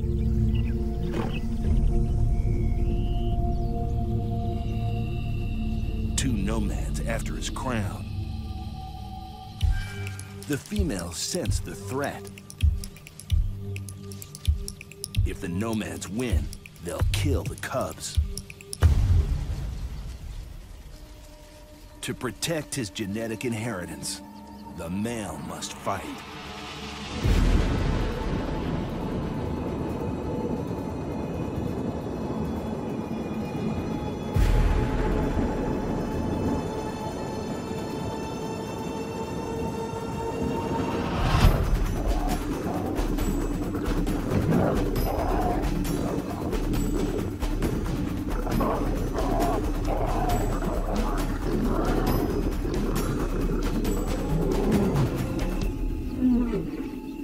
His cubs are safe. For now.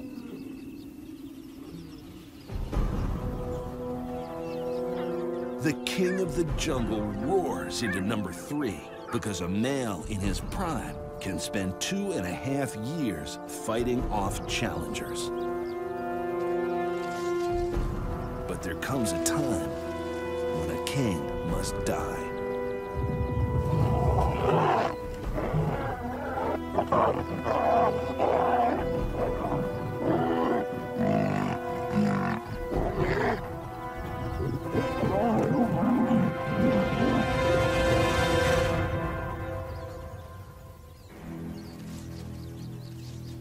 lion's life of luxury is short and brutal. But some males must battle from the moment they are born.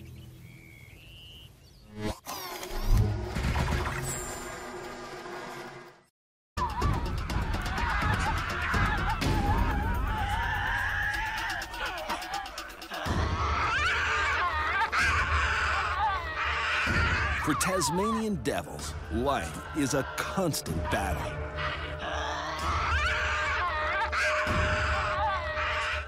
He starts fighting from the moment he's born.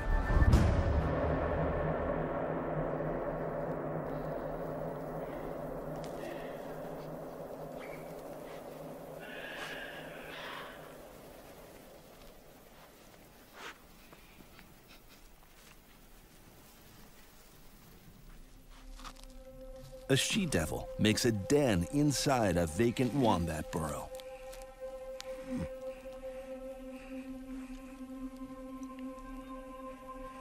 She gives birth to 30 babies.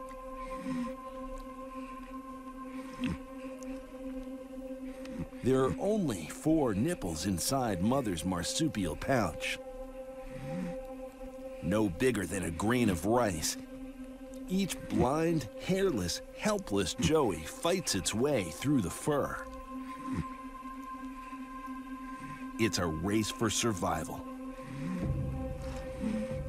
Some get lost. Only 2 latch on.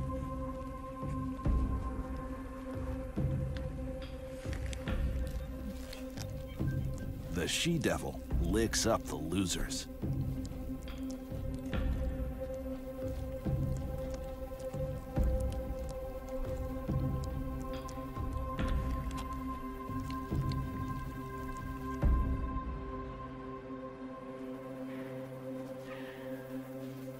The 2 babies stay inside the pouch for 4 months. It's the most peace they'll ever know.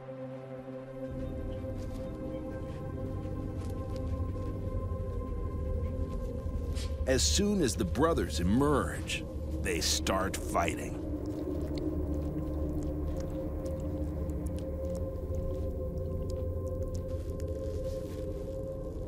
They bite Mom.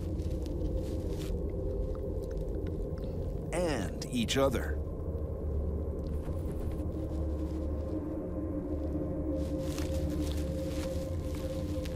Whenever the she-devil goes searching for food, the battle continues. But always in silence.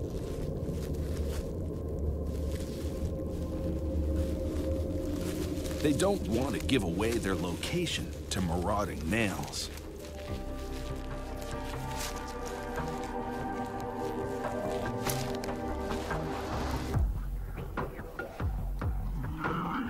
Eight months later, the fights are noisy and nasty.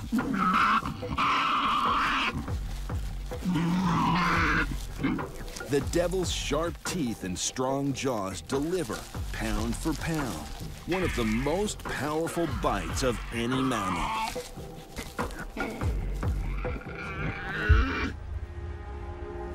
Eventually, the she-devil just can't take it anymore. She simply walks out, never to return.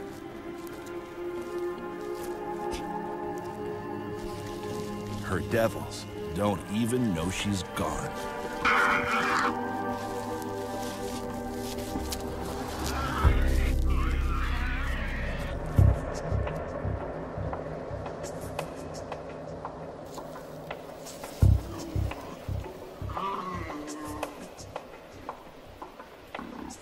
Hunger finally drives them out of the den.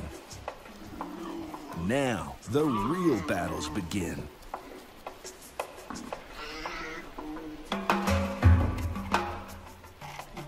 they're on their own.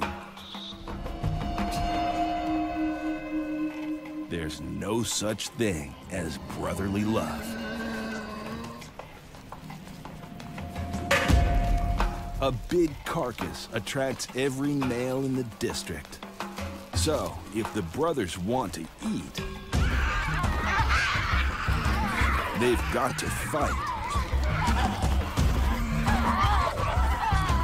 The better they fight, the better their chances of a meal and then a mate. Male Tasmanian devils spend 5 years fighting, from birth until death, forcing them into number 2 in the countdown. Only one animal fights harder and for the longest of all. We've seen 9 of nature's most aggressive males. But the ultimate fighter in the countdown spends a lifetime at war. It's number 1.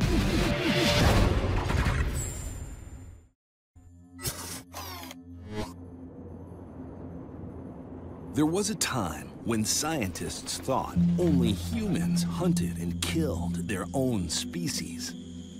But there is another animal that goes to war. The chimpanzee. They're preparing an invasion. Drums and screams rally troops around the valley.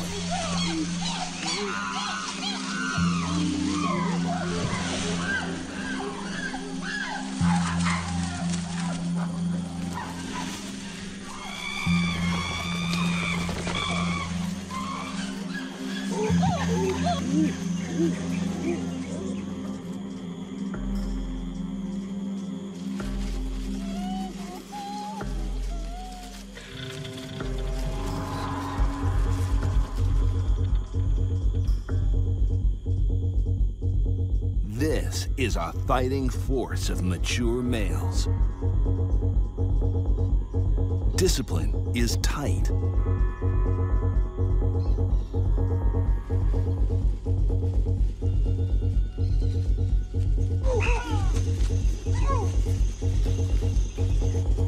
They've penetrated half a mile into enemy territory.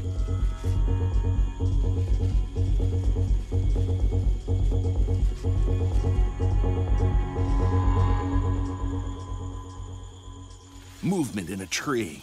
It's a lone male from a neighboring clan. There's no escape.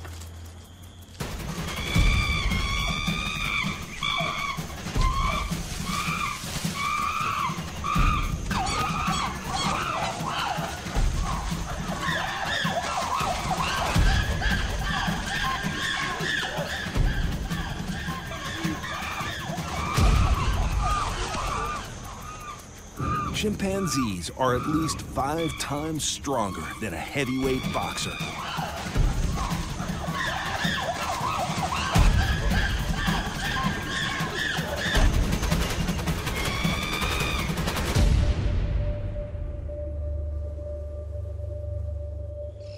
The wounds are appalling. Heavily bruised and bleeding from dozens of gashes, cuts, and punctures, he limps away. He may live for a few days, perhaps a week, but he surely will die.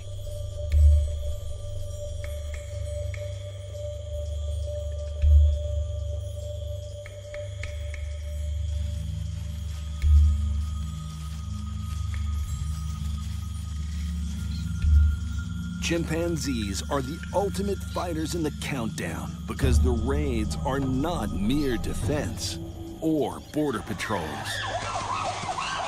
The males are expanding their territory using lethal violence.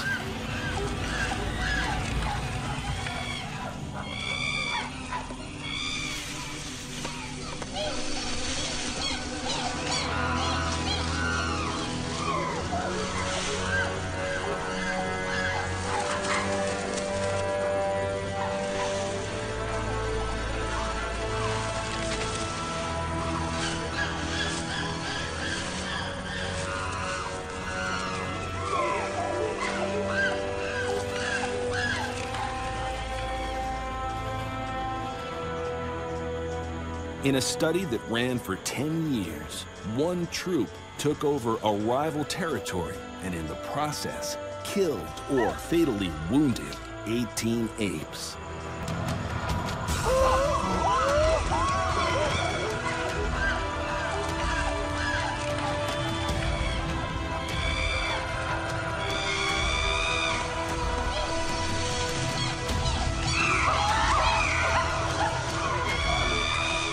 Males of only 2 species are capable of such intense territorial aggression. Chimpanzees and humans. Which is why the chimpanzee is #1.